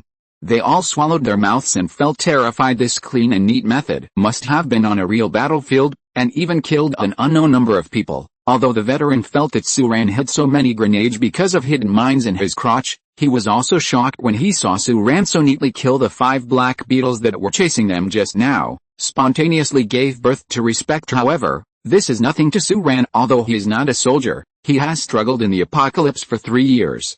From the perspective of individual combat effectiveness, he is already extremely strong. Without such strength, he might have died long ago. Chapter 13. It in number 039, all confidential. Flames were still burning and smoke billowed into the sky. Suran looked up at the gray sky. He made too much noise here, and in a short while, there would be a swarm of insects roaring in. He had to hurry up, harvest resource points, and then evacuate quickly. But at this time, although his eyes turned slowly, he came to the back of him. The veteran was walking in front of Suran from the back. When he came up, without saying a word, he immediately gave a standard military salute. "Hello, comrade, Xianzi from the 799th Brigade." In front of so many people, Suran couldn't just take away the black beetle's body. He is not afraid to show off his dark energy hunting gun, because the system and resource points are his biggest secrets. It is too obvious that he directly took away the corpse in front of so many people. These people must be dismissed first, and he made such a big noise. The insect swarm could arrive at any time, and time was running out. When the insect swarm came later in the evening, he had no choice but to abandon the corpse and run away. These 5 black beetles and 5 resource points were equivalent to throwing away for nothing. Suran couldn't bear to part with it, so her thoughts changed and she wanted to fool them all away. Xianzi asked, "Thank you, comrade in arms, for your help. Otherwise, we and those survivors might have to confess here. I don't know which unit comrades belong to." Just now, did the veteran ask himself which unit he was in? Only then did Suran realize it belatedly. This soldier seems to regard himself as a soldier in the army. Suran was a little surprised, but at this moment, a flash of light suddenly appeared in his mind, and he came up with an idea immediately. Suran straightened his expression and said, "My name is Suran. As for which unit I belong to, I'm sorry, I need to keep it secret." Hearing this, Xianzi shivered slightly.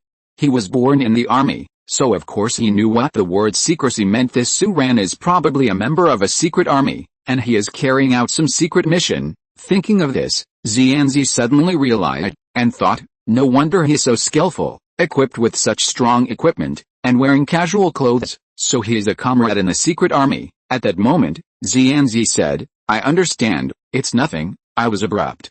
But Su ran, "Thank you, if it weren't for you today, we all would have died." Xianzi was really a little excited, and even a little moved. This kind of mutual help between comrades in arms made this veteran's heart surging. There's nothing more satisfying than seeing your comrades in arms under these circumstances. Su ran nodded and said, "Okay, but there's too much commotion here, take the survivors and evacuate first." Xianzi said, "Then you don't have to worry about me, I still have things to do." Su ran said it very implicitly, and it was this kind of reserve that made Xianzi suddenly realize his expression, and said, "Okay, I understand, you should be careful." Although Xianzi was overwhelmed, he was also aware of the current situation in the Ice City. There was such a big commotion here that the swarm of insects might kill them at any time.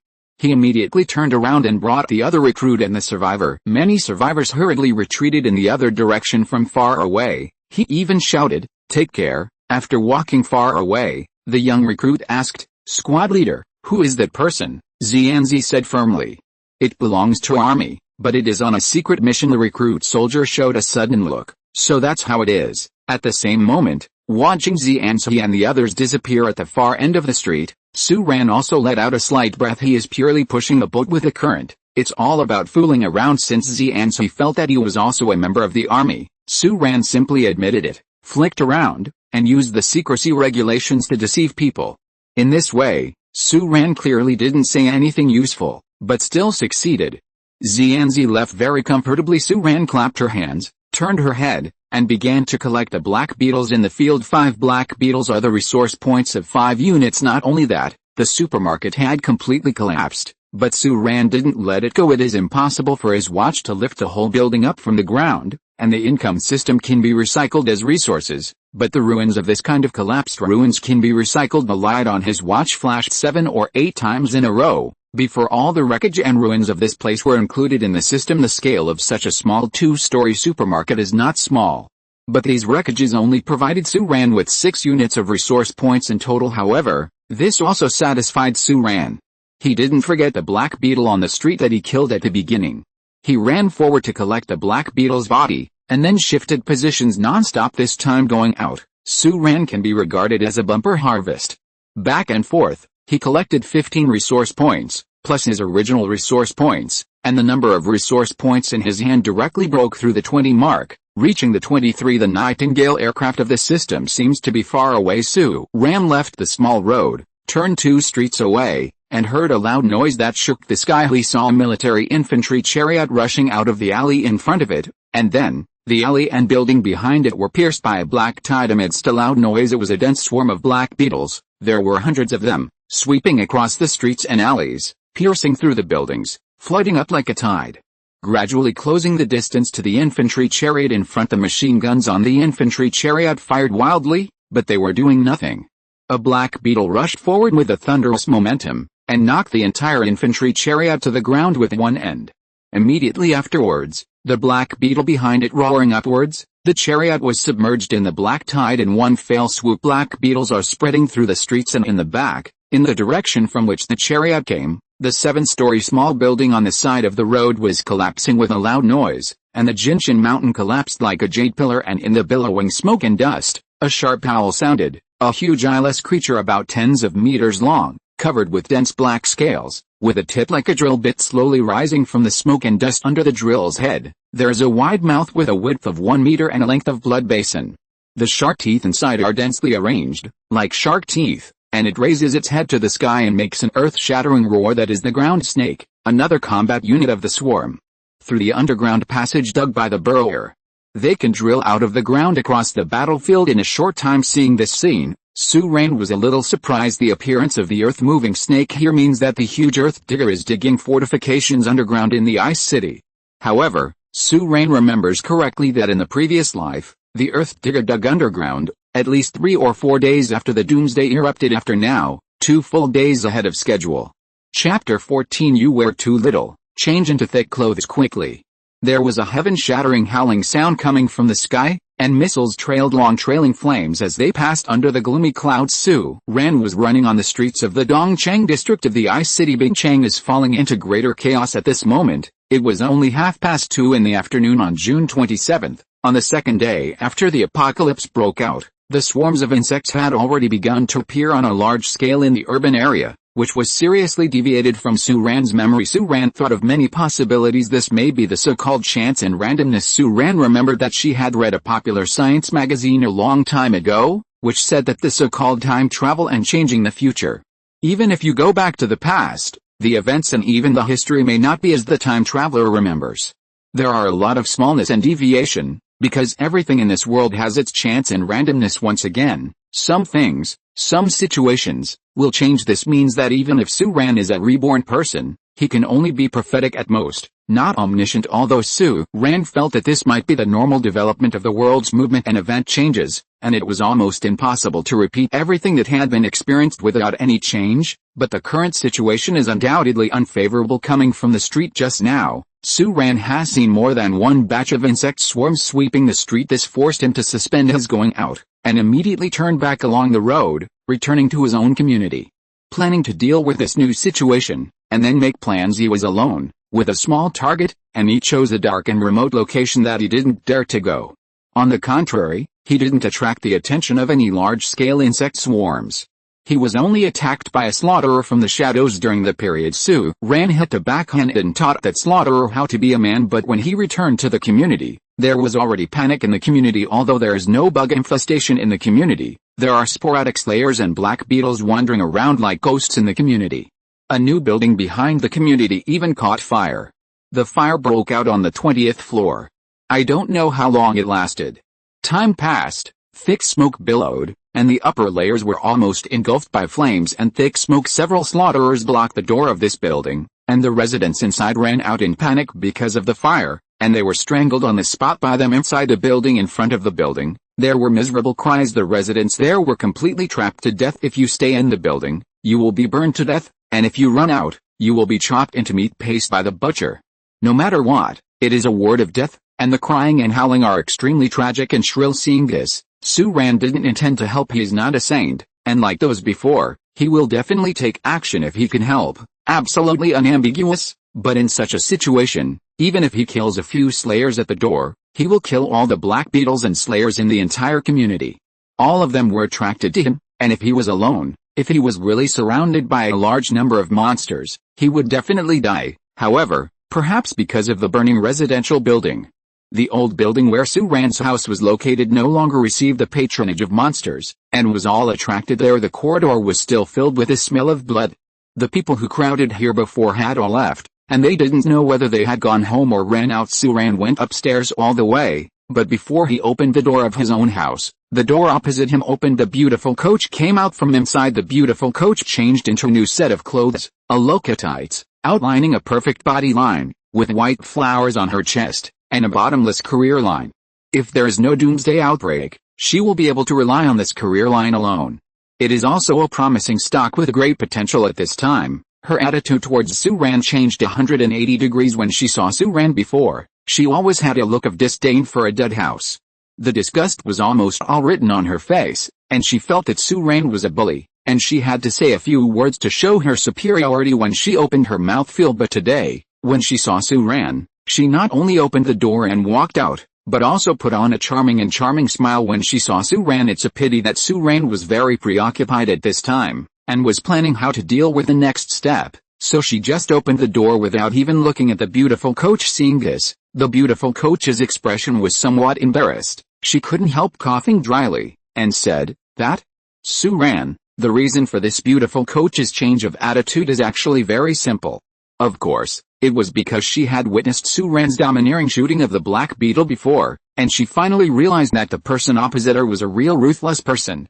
She had other thoughts and felt that Su-Ran was a useful person, so she took the initiative to show her hospitality. She believed that with her pretty face and figure advantages, she would definitely make Su-Ran's heart skip a beat, and she couldn't hold it back. If she could climb onto the thigh of such a ruthless character, she wouldn't have to worry as much as before. This beautiful coach is very confident. When Su-Ran heard the voice, he did turn his head. He glanced at his opposite door, and his eyes especially stayed on the other's thin clothes and white chest. Seeing this, the beautiful coach felt joy in her heart, and thought, sure enough, I am attracted. However, what she never expected was that after staring at it for a while, Su Ran's next sentence was, "You are wearing too little and too thin, it is very dangerous, you'd better change into thick clothes as soon as possible, it's better than nothing." After saying this, Su Ran just opened the door, pulled it open, walked in with one step, and closed the door again with a bang in front of the beautiful coach. The beautiful coach stared blankly at the door of Su Ran's house, which was still stained with the blood of the slaughterer. And the corners of her mouth were twitching, a little unbelievable. "I wore such a suit on purpose, but he made me change into thick clothes." At this moment, the beautiful coach was extremely embarrassed. She stood in front of her house like a wooden stake for a long time before she came to her senses, extremely depressed. Is the opposite door gay? Are you not interested in women at all? To be honest, the beautiful coach at the opposite door is pretty good. But Su Ran is not in the mood to ask questions at this time. The insect swarm is sweeping, and there is a crisis everywhere, but his aircraft vehicle has not yet been built. Seeing that female coach, I really didn't think that much because at this time, Su Ran is coming up with a bold plan. Do you want to find a military team to follow up and pick up the corpses killed by the military? This may greatly increase your risk factor, but if you can follow the military to pick up leaks, you will definitely be able to get a lot of resource points in a short time. Su Ran's heart skipped a beat when the thought of seeking wealth and wealth came out. If you're listening to this novel on a channel other than Fanfic World, it means they downloaded and uploaded it without effort. We cordially invite you to visit our channel, Mundo Fanfic Novelis. There you'll find the original version of this story and you can explore many other novels of various genres. We're waiting for you to immerse yourself in a world of incredible novels. Chapter 15, The Number 1 Leak Picker in the End Times. June 27 at 1913, the sky was being illuminated by the flames, and under the dark red sky, swarms of migratory locusts hovered in the far sky of the city, like ghosts entrenched on the top of the world's clouds. About 2 hours ago, the military carried out the last big bombing on the riverbank of Bingcheng, and then, the big rout began. The army retreated from the front line on a large scale, gathered the survivors, and was about to abandon the Ice City. In addition to the fall of the Ice City, the bigger situation is the defeat on a global scale. The civilization level of the worm nest is not necessarily much higher than that of humans. Their purpose is to occupy this planet, so they must destroy the vitality of humans as the first priority, and then transform the Earth into their own world. And with the full retreat of the military front, insect swarms have appeared in every corner of the Ice City in half an hour. The huge insect nest standing in the northern city is like a god standing at the end of the city, coldly looking down at the feet city of it. This moment, the Ice City has been engulfed by fire and death. A large number of survivors ran out of their homes and embarked on the road of escape. From this moment on, hiding at home no longer means absolute safety. In the previous life, this stage, as far as Su Ran knew, was called the node-based combat stage by the military. The military retreated and would rely on the favorable terrain in some ice cities to establish defensive nodes, which were equivalent to small survivor bases. Survivors nearby then all retreated. It is said that this plan at the time was an order from Yu Yuanshan, the commander of the Longjiang Theater. Regardless of other people's obstruction, he would rather pay huge losses and bring as many survivors out of the Ice City as possible. The night was filled, and there was chaos in the Ice City. Gunshots came from every direction, and panicked people ran wildly on the streets. Su Ran was also mixed in the crowd. To be honest, he hadn't seen so many living people for a long time. He had gone out about an hour ago, and at this time, he was rushing forward through the crowd at high speed. It was a frontal battlefield where the military and the swarm fought. 296 type tanks of the military are lying across the front of the street, using a large number of infantry and heavy machine guns as a land battle cover to protect the survivors in the rear and quickly evacuate. Here in front of them is an overwhelming swarm of insects. The Black Beetle swept across the dark red sky like a tide, and hit the tank in front of it. The Type 96, which weighed 42 tons, would also move back half an inch. The 7.62mm coaxial machine gun and the 12.7mm anti-aircraft machine gun is crazily spewing flames, dealing with a short-range Black Beetle together with the infantry around the tank, and every time the 125mm smoothbore gun fires, it can set off a monstrous blood wave among the Black Beetle swarm. As the overlord of land warfare, tanks are displaying thrilling combat capabilities in cities. Tanks and military troops were also slowly retreating along the street. Their tracks rolled over the ground, and the asphalt road was cracked inch by inch, while the strong acidic corrosive liquid sprayed out by the Black Beetle had a fatal effect on the armor of the tank. Killing, the two tanks are full of those strong acid mucus, emitting foul-smelling thick smoke. but they are still fighting with all their strength. If a living person is sprayed with a strong acid, half of the person will be melted instantly, and no bones will be left. Mixed with a black beetle swarm, there were also a large number of slayers, tumbling forward, dancing with their knives and feet, making sharp screams, walking through the hail of bullets. This is still a local battle situation. If it was on the main battlefield of the ice city and riverbank between the insect swarm and the human army a day ago, the situation would be even worse. This is why Suran knew that there would be a large number of insect corpses there, but did not dare to approach on a battlefield of that scale. If he ran across it recklessly, he probably didn't even know how to die. Of course, the battle on Jiangan's main battlefield is now over. There is no need for Suran to go. The victorious insect swarm will fully recycle the corpses of insects and humans, bring them back to the swarm, and use them as nutrients to continuously produce war insects for the swarm. It takes a few days to create a war worm that can fight, but for humans, it takes decades to train a soldier. The war continued, but Suran was touching the edge of the street quietly. He didn't come to this kind of place to join the military. He came to pick up leaks. This guy is like a ghost, leaning towards the edge of the human army, hiding in a dilapidated coffee house on the edge of the street. Seeing the black beetle that was killed, he raised his watch. An array of light shot out. Instantly take it into your own system and transform it into resource points. If it was farther away, his wristwatch would not have enough distance to retrieve it, so he would venture out a few meters and retract it again. The military and the swarm were fighting in full swing, but Suran hid under the flying artillery fire. But it was a joy to pick up the missing ones. The resources are rising steadily. Suran's mood at this moment is like picking up money, getting something for nothing. And her heart is full of joy. No one could have imagined that on such a battlefield full of gunfire, there would be a person who neither fled nor hid, but ran to the battlefield on his own initiative, picking up insect corpses, following behind the military's ass, and beating him to death. One end closes the other. Suran was not greedy, so she collected the black beetle corpses nearby, sneaking around, and being extremely wretched. Of course, Suran is still loyal. In this kind of battle, he shoots one shot at a time, but if he sees some dangerous military battles, Suran will also open fire secretly to help. Down a black beetle in the military battle formation, among the infantry, a soldier also discovered this, and asked the platoon leader beside him in some surprise, "Platoon leader, have you noticed that the black beetle corpses we killed disappeared for no reason?" "How much?" The battle situation was chaotic, and the sound of artillery was loud. His platoon leader roared directly, "Don't be distracted. Fire!" But at this moment, with an earth-shattering loud noise, the ground was suddenly torn apart, and the ground directly below a Type 96 tank suddenly exploded, and a ground-moving snake came out of the ground, directly killing the tank above it on the spot. Overturned, the military's firepower was instantly weakened, and the black beetle swarmed up, engulfing the overturned Type 96 in an instant, and that ground snake was making an earth-shattering howl. But at this moment, there were two tearing and piercing screams in the air, and the two missiles dragged their long tail flames across the air, and one flew directly from the big mouth of the ground snake. It shattered its entire head when it went in, and the other one whizzed past the ground snake that jumped out of the ground, and landed in the swarm behind it with a bang. An armed helicopter is approaching at low altitude. The flames soared into the sky, the sound of the explosion was deafening, and the smoke and dust billowed up.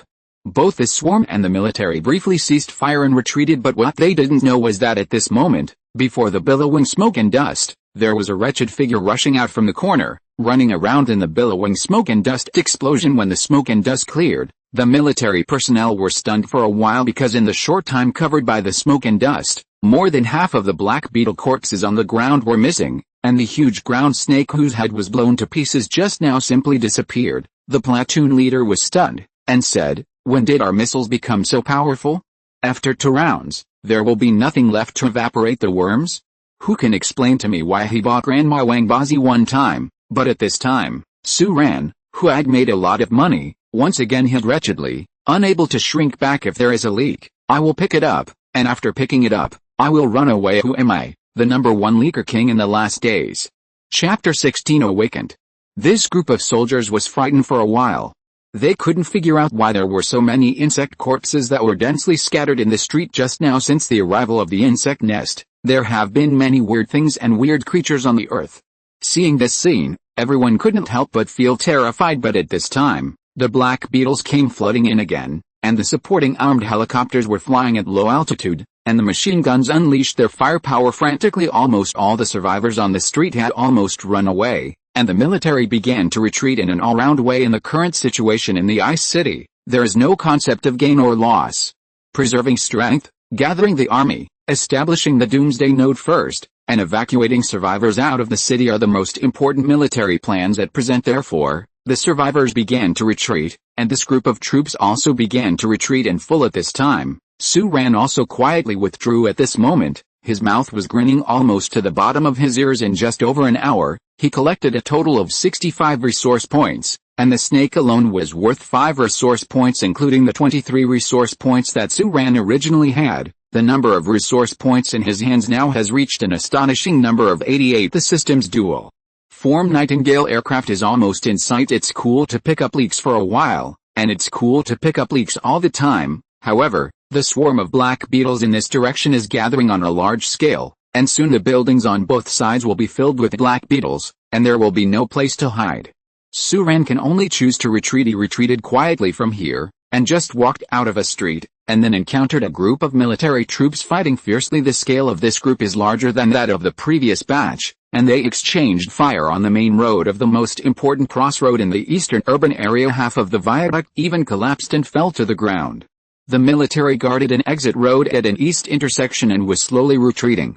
Right in front of them, on the square and at several other intersections, Black Beetles, the swarms of insects, are converging into a raging black tide, hundreds or even tens of thousands, roaring, overwhelmingly impacting the army's armored vehicles and tanks at the intersection of the East Road, even more deafening than the sound of guns. And behind the line of defense drawn up by the military, there are a large number of convoys of survivors, and a group of convoys, which are military vehicle escorts. All military vehicles are mixed in the retreating large team, and they are retreating from the rear along this street. Just happened to bump into Su-Ran, who is coming from the other side. There is chaos in the current Ice City. There were troops and battles everywhere. Su-Ran didn't expect that when he turned his head, he would encounter such a scale of insect swarms, and troops fighting such a swarm of insects has nothing to miss. As long as he dares to step out of the military's battle formation, he may be overwhelmed by the Black Beetle swarm that surged up from behind. However, Su-Ran didn't plan to join this fleeing convoy either. Accumulating resource points is the top priority. Therefore, seeing this group of convoys approaching and the battle at all intersections ahead, Su-Ran planned to turn around and retreat if this path doesn't work, change to another. But when he turned his head, he saw the armed helicopter supporting the front battlefield just now flying over from the street on the other side staggeringly, with 3 or 4 huge migratory locusts clinging to it. Leading this was shaking after flying staggeringly for a while. It slammed into a building on the other side and exploded instantly. Flames swept over everyone's heads like a wave, and what followed behind this was a vast swarm of migrating locusts. They directly coincided with this large group of military fleeing convoys. An overwhelming bloody battle broke out in an instant. Su-Ran, who was wandering around in the street, also unfortunately became the target of a migratory locust. However, facing the migratory locusts called by whistling, Su-Ran didn't show any signs of fear. He changed the use form of the dark energy hunting gun and raised his hand to shoot. The migratory locust does not have the heavy armor of the Black Beetle, and a single shot from the dark energy hunting gun is enough to kill it. When Su-Ran turned his head, the other migratory locust almost killed him. Of course, Su-Ran refused to let her go and hide her head on again. The corpses of 2 migratory locusts are collected into the system, which is a resource point. By this time, the streets were already in chaos. The migratory locust swarms were densely packed, and the main force of the military was resisting the Black Beetle swarm in the front, and there was no time to support the rear. This team of survivors was instantly torn apart. A large number of people abandoned their cars and fled, and the streets were in chaos. In the chaos, people are next to each other, and outside the crowd is a swarm of locusts.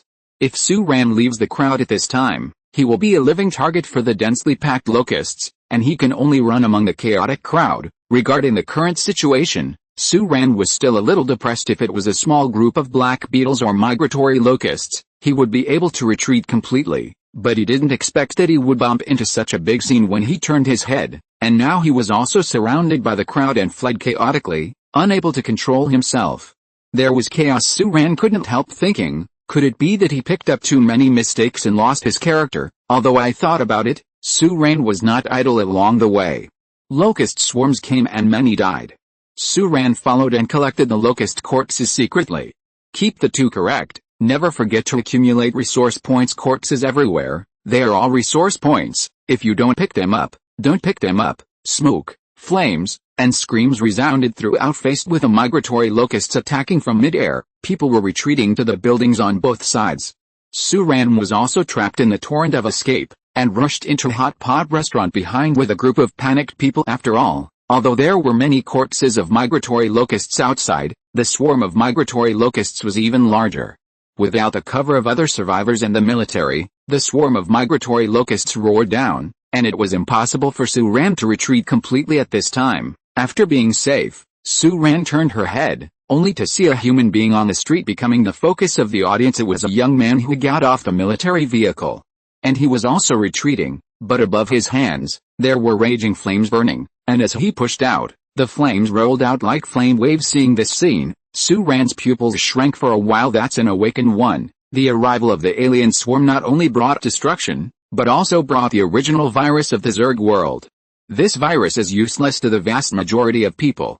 Only a few people will be infected by this virus. Infected people will show two extreme states. The first type, those who are completely infected by the virus, will become a puppet-like thing, with an human body and combat capabilities, but also controlled by the brood, and become a member of the Zerg sequence similar to the Black Beetle. Such an existence is no longer considered a human being, and is called an infected person. The second type is the so-called awakened people. This kind of people are the lucky ones in the last days. And because this alien virus comes from the Zerg race with extremely advanced biological and genetic engineering, after this virus combines with humans, there will be a very low probability of secondary mutation. This mutation will allow humans to perceive and manipulate the ability of supernatural powers, which is manifested from this, is all kinds of incredible supernatural powers. This kind of mutation is closely related to human genes, and even Zerg does not have it. Both of these are quite rare. Su-Ran spent 3 years in the Doomsday in his previous life, and only saw a dozen or so awakened people. Situation in contrast, in the middle and late stages of the last days, the number of infected people increased day by day, and even the Zerg used them as special weapons to attack humans. However, Su-Ran didn't have that kind of good luck. Whether it was in his last life or this life, he obviously failed to join the ranks of the awakened ones. The awakened person attracted a large number of migratory locusts, and was also retreating into a building on the other side, and his figure gradually disappeared. Su-Ran also turned her head, followed the chaotic crowd, and plunged into the building on the other side to temporarily avoid the limelight. This building is Shingiwan building. Su-Ran still knows this place. This is a large office building, located in a good location. Usually there are quite a few people working here, but Su-Ran did not expect that she would be in such a situation today. Into this building, although Su-Ran was still in shock. He was a little excited in his heart along the way. He didn't know how many corpses he collected and how many migratory locusts he killed, but on his wristwatch, the column of resource points showed the amount. 107 points. Chapter 17 Special Effect Tissue Regeneration Potion. Dear host, do you choose to spend 100 resource points to build a Nightingale aircraft? Yes.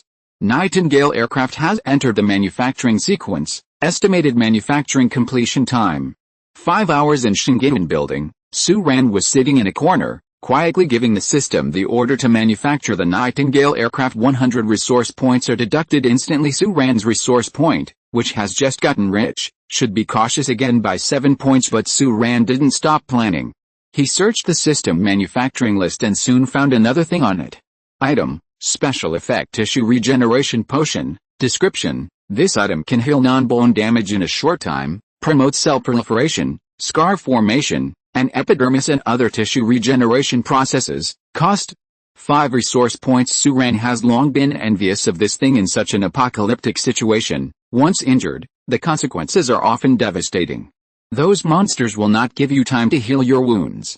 This medicine can speed up the healing process in a short period of time, and it is undoubtedly an absolute good medicine. Previously, Su-Ran had been accumulating resource points to build the Nightingale aircraft. Now that the Nightingale aircraft was completed, he no longer hesitated, and directly spent 5 resource points to create a tube of medicine.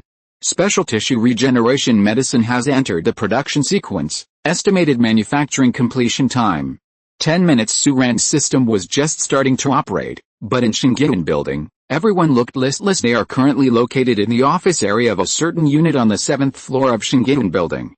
although the power has been completely cut off, but with a reflection of the fire outside, the light inside is actually not bad. Looking from the corner of Suran, you can see in the corner of this floor, there are survivors everywhere. Some wounded were still screaming miserably in the corner, and below, the swarm of black beetles and migratory locusts had completely engulfed the military's battle formation, attacking from both sides. Without rescue, they had no chance of surviving. Someone asked in a low voice, "When will the bug swarms below leave?" Unfortunately, no one has answered this question. People are at a loss. There are dozens of survivors hiding in this building, but none of them are from the military. Most of them died downstairs. But at this moment, a voice suddenly came from the corner. "You should know what's going on, right?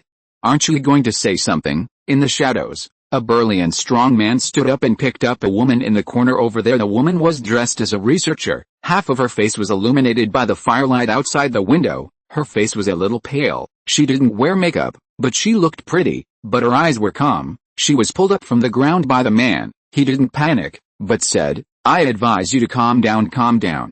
Calm down." The man was obviously terrified by the scene outside, and at this time he also deliberately found fault to vent his anger, and shouted, "If it wasn't for picking up you shitty researchers, we wouldn't have bumped into those damned researchers. Is it a bug? What a bastard. I don't know what use people like you are." After listening to these words, Suran looked at the woman and the woman's clothes, and then recalled that this woman seemed to be the person who was in the military vehicle in the fleeing convoy before, but she didn't want to be someone from a certain research institute. However, from Suran's point of view, the man was just looking for faults. He was just too scared, bullying women, looking for a sense of existence, and venting. Now the city is full of worms. There are so many of them, survivors and the military. They will be the target of the swarm wherever they go. But this man blames the woman for the incident. "It's just throwing fire." The woman pursed her chapped lips, and said, "Our researcher is a biological researcher, and can help analyze the biological structure, physiological habits, etc. of the alien Zerg outside. It is meaningless for you to get angry now. You'd better put it down. I hope you can calm down." Hearing these words, Suran couldn't help but frown. In his opinion, that female researcher was really a bit upright.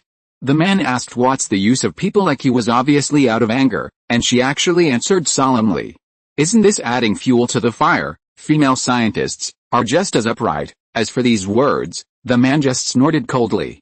Relying on his strong physique, he carried the woman and pushed her down on a disc in the back cubicle, and said angrily, calm down, I think you are quite calm. We are all going to be killed by you.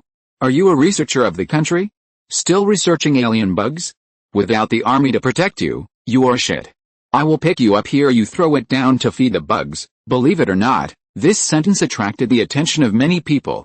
Some people cast their gazes here, as if they wanted to help, but after repeated hesitation, they finally did not dare to move. There are many people in this world who want to help others and draw their swords to help when they see injustice, but not many people really know how to do it. This is human nature. But there were also a few people with fierce eyes. They were all a little excited when they saw that the female researcher was pretty, and they were a little excited when they heard that they were about to take off their clothes. At this moment, the female researcher changed color slightly, as if she wanted to struggle, but her strength was nowhere near that of that man's. A little struggle, on the contrary, excited that man. The man looked at the female researcher who was lying on the desk at this moment and was wearing a white researcher uniform. He didn't know what he thought of, and suddenly became a little excited. Just now, he just said the phrase stripped naked and thrown people away, but at this moment, his heart really surged with lust. Aren't you awesome? You struggling. Haha, what time do you think this is? A peaceful era? Do you think I'm just talking? I'll just tear off your clothes and study for you what is the physiological structure. These words are completely unsightly. The woman finally changed color, and at this time, seeing this, another male researcher ran out from the corner, rushing forward hesitantly, trying to pull the man away. Only then did people realize that this female researcher had a companion. But the male researcher was thin and timid, rushed up from behind, was slapped by the man on the spot, and shrank in the corner, not daring to move. The man's eyes showed excitement. The large crowd, the former office, instead inspired his perverted animal nature. At this time, he even started to untie his belt.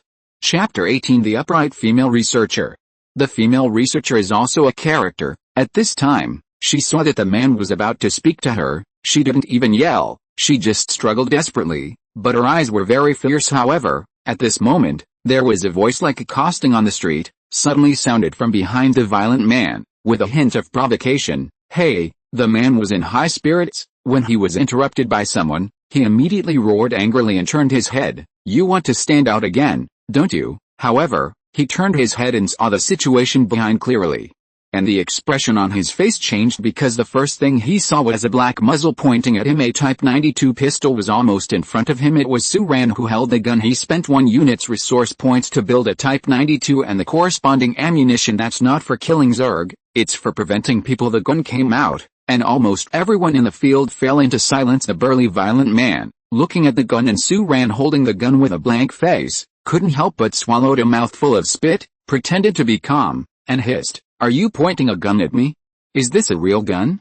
Don't step on the horse to fool me here. Do you believe it or not, I will smash your head." There was a bang before the violent man could finish his sentence. Suran shot at such a short distance, there was no chance of the shot missing. A ball of blood exploded on the head of the violent man, and his body fell down in an instant, with an unbelievable expression on his face. This is the answer. The gun in Suran's hand is the real thing. Many survivors in the room trembled tremblingly, looking at Suran with a look of fear. No one expected that Suran would yell hey from the beginning to the end, and just shoot and kill a big living person. Suran's expression was extremely calm. He put away the gun in his hand, glanced at the female researcher over there, smiled politely, and then turned back to his corner.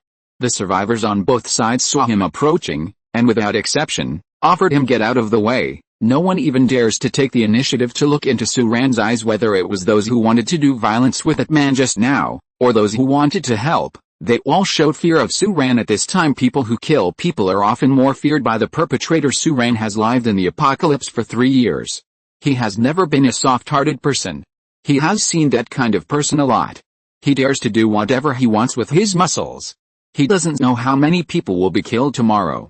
For this kind of person, he will be shot to death. It could not be better. What surprised Suran was that just after he sat down, the female researcher tidied up her clothes and came over on her own initiative. Suran glanced at it, and said in his heart, he probably came to thank him, and he is still a conscientious person. Although Suran just saved people on a whim and had no other thoughts, it still feels good to be thanked by such a beautiful woman. Suran gave a dry cough, and had already thought about what she would say when the other party thanked her. But what he never expected was that the female researcher pulled a stool, sat down in front of Suran, and said, "Are you a soldier?" Suran's sentence "it's okay, it's a small matter" was halfway out of his mouth, only to realize that the other party didn't come to thank him at all. And his expression suddenly felt a little embarrassed. Seeing the look on Suran's face, the female researcher also smiled slightly, and said, "No, I'm really here to thank you, but I'm just curious. Although you are holding a gun, that's not the way a soldier does things. The style of doing things in her mouth is obviously killing a living person at will." And that woman restrained her smile, and said in a very formal tone and expression, "My name is Chen Ling, thank you." With that said, the girl bowed to Suran. The corners of Suran's mouth twitched. "This girl is simply a steel straight girl. My name is Suran, cough." Suran thought for a while, but still couldn't hold back, and asked, "Do you have a boyfriend?" No. Only then did Suran nod her head, and said something in her heart, as expected. But the two of them didn't go any further, but retreated back into the corner again. After the incident just now, the silent survivors became even more silent. The building was quiet and there was hardly any sound. A few survivors who were originally sitting closer to Suran even quietly stepped aside. Suran didn't care. As time passed by, he was the first to create the special tissue regeneration potion, which cost 5 resource points, but the potion he produced was only 30 milliliters. Although Suran was mentally prepared, but it's also a bit painful. He immediately tried it first. Although there were no major injuries on his body, there were quite a few small wounds. There was a small wound on his hand. Suran squeezed out a small amount and applied it, and he felt a burst of coolness and itching. After a while, his wound was gone. It healed straight away, and the skin was as good as ever. Although the cost of this thing is high, it is worth the money. And at this moment, a commotion broke out among the peaceful survivors, and the flames outside the building suddenly became brighter. The building opposite the Shingin building they were in suddenly burst into flames. The swarm found the survivors inside and poured in like a tide. The people inside are almost in danger. Even if they are awakened, they have no power to recover. The flame of the awakened one was okay for burning people, but if he wanted to burn the Black Beetle, without the assistance of the military, The Black Beetle had already killed him in front of his face before he could burn the Black Beetle to death. After such a scene, the survivors in Shingiwan building became even more silent. Fortunately, the building they were in was tall and quiet, and the dense Black Beetle swarm didn't notice them. After hovering in this area for more than 3 hours, they finally heard some call, and all the staff suddenly turned around, huffing and screaming.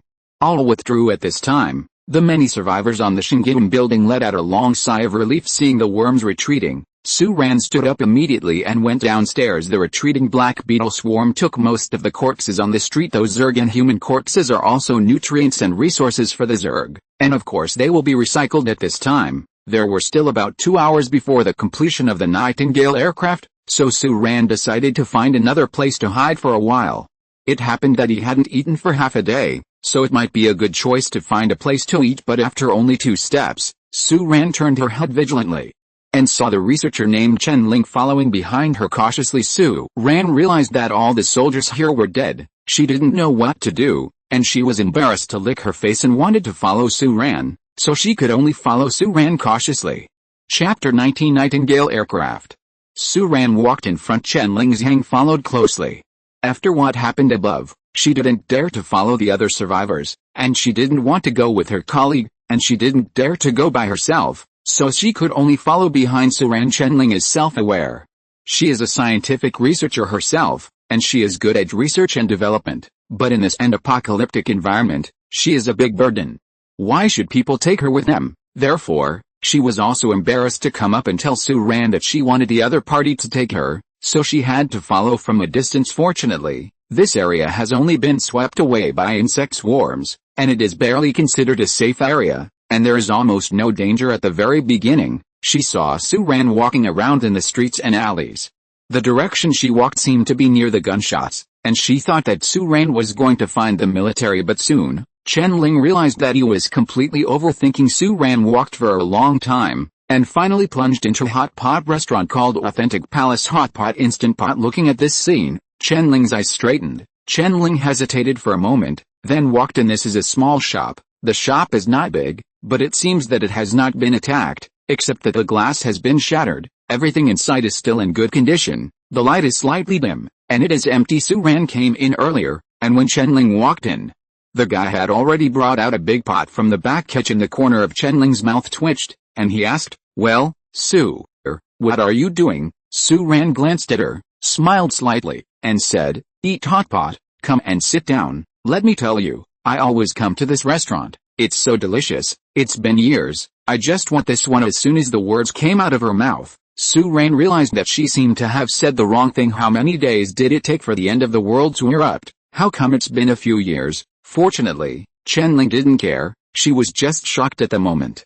How could someone choose to eat hot pot at this time and under such an environment? What a great feeling. Su-ran quickly set up the hot pot, got carbon blocks from the back kitchen, dug out the secret bottom ingredients of this hot pot restaurant, and started boiling water. What surprised Su-ran was that in the kitchen behind the hot pot restaurant, there were still a lot of ingredients, all kinds of bean products and vegetables, and Su-ran poured them all into the pot. After working for about half an hour, the hot pot finally became steaming and fragrant. Smelling the scent, Chen Ling couldn't bear it anymore, and sat down by herself, glanced at Su-ran, swallowed, and said, "Well, can I eat it?" "Whatever you want."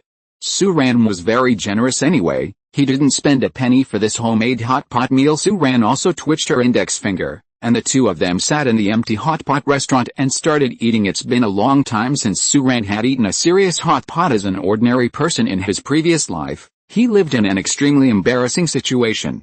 In the early days of the end of the world, he hardly sat down like this. In the later stages, it is even less likely that he would have any hot pot to eat. When the hot pot was set up, his Nightingale aircraft had even been manufactured, but Su-ran was not in a hurry to put the thing out, whatever he is. The hot pot is finished first. In fact, Chen Ling had just eaten hot pot 2 days ago, but today it tasted extraordinarily delicious. She glanced at Su-ran on the opposite side, hesitated for a moment, and asked, "What are your plans?" Su-ran's answer once again surprised Chen Ling. "Where the war is fought, I will go there." Chen Ling couldn't believe her ears. In this situation, most people are fleeing. When they meet a Black Beetle, they avoid it.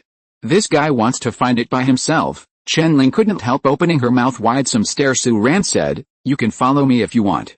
When we meet the army, you can follow the army. Su-ran decided to take this girl with him, not because of lust, but because he thought that this girl was stupid and had no combat power, so he didn't bring too many more, and he took one less. Hearing this, Chen-ling nodded again and again. Thank you. After the hot pot meal, Su-ran and Chen-ling set off on their way. Su-ran said, you wait for me here, I will go out to pick up the car. Chen-ling had a question mark face. Is your car parked near here? What she actually wanted to ask was, now that Bing Cheng is like this, it doesn't seem right to find a car on the side of the road instead of looking for your own car, right? The car Su-ran was talking about was, of course, the Nightingale aircraft. He went out of the hot pot restaurant, found an empty corner, and directly dropped the Nightingale aircraft through the system. It was about 20 meters long, and it was dark and cold, giving people a sense of cold technology. Name, Nightingale aircraft. Description, a ground-air dual-purpose combat aircraft, capable of switching between land and aircraft forms, equipped with two 30mm caliber cannons, a missile launcher, and an energy shield excitation device. Level 1. The low-altitude anti-gravity flight engine is used to manufacture this tank.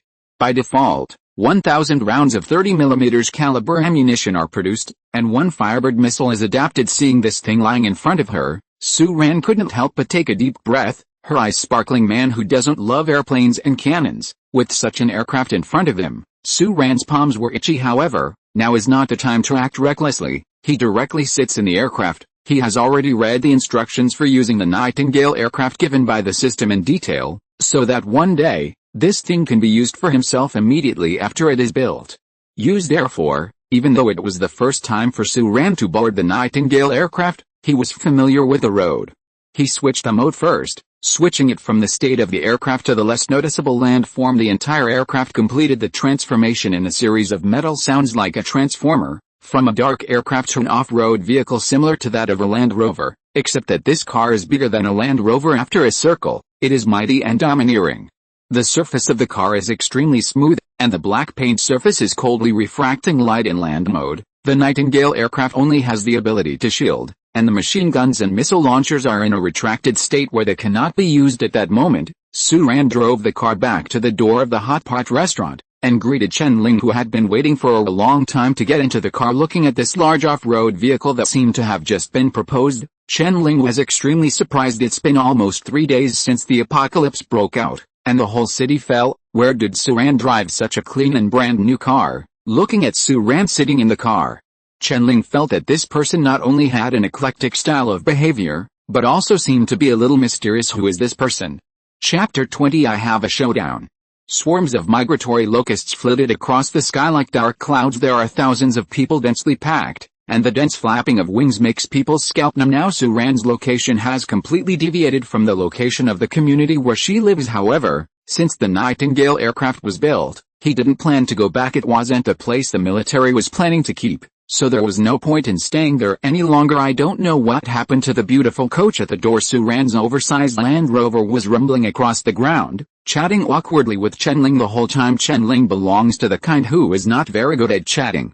Although she is not bad-tempered, she has always spoken in a rigid manner.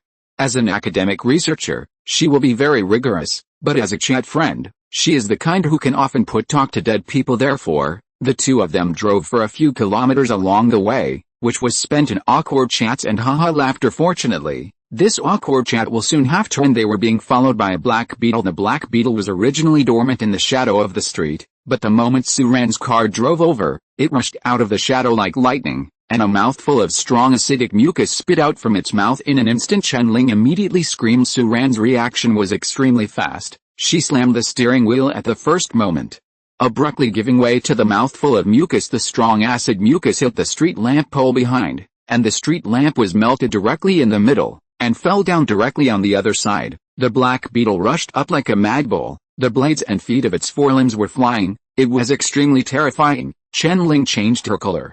She was very sure that if they were hit by this Black Beetle, the whole car would be smashed through. Under the knife's foot, the car would definitely be destroyed. Chen-ling was slightly pale, but still calm. Afraid that Su-ran would panic, he immediately turned to look at Su-ran in the driver's seat, and said, "Run." Su-ran didn't panic, but he didn't run either. The front of his car was facing the roaring Black Beetle. His eyes were cold. Without saying a word, He reversed the car directly, and after a quick distance, he did not retreat but advanced. At this moment, he directly kicked the accelerator to the end. The car rushed out like a sharp arrow in an instant. He and the Black Beetle rushed towards each other, and almost instantly, the two collided with each other. Chen-Ling let out a short scream. From her point of view, Su-Ran was completely crazy. Seeing the Black Beetle hide him, how could he run into it instead of running? Did you think you were driving a tank? Want to compete with a Black Beetle? However, after the impact was completed, Chen-Ling found that he was not dead. What's more surprising is that Su-Ran's car knocked the Black Beetle out of the way. Under the tension, what she didn't notice just now was that at the moment of the impact, a layer of inconspicuous light appeared on the surface of Su-Ran's car, which was close to the body, enveloping the whole car. At the moment of the impact, Su-Ran instantly activated the shield system of the battleship to withstand the impact, and is off-road as an aircraft, no matter in terms of horsepower or the weight of the entire vehicle. It is an aircraft standard, with a blessing of a shield. The Black Beetle did not expect that the human vehicle that it had easily destroyed countless times would be so powerful. It was thrown out abruptly, and its huge body was raised up. The 7 meat and 8 vegetarians who were hit but Su-Ran was backing up again, opened up the distance, then accelerated, and bumped into the Black Beetle again. There was a loud noise. This time, Su-Ran directly bumped the Black Beetle into the building behind. Amidst the loud noise, the door curtain of the store collapsed, and broken bricks and tiles fell down.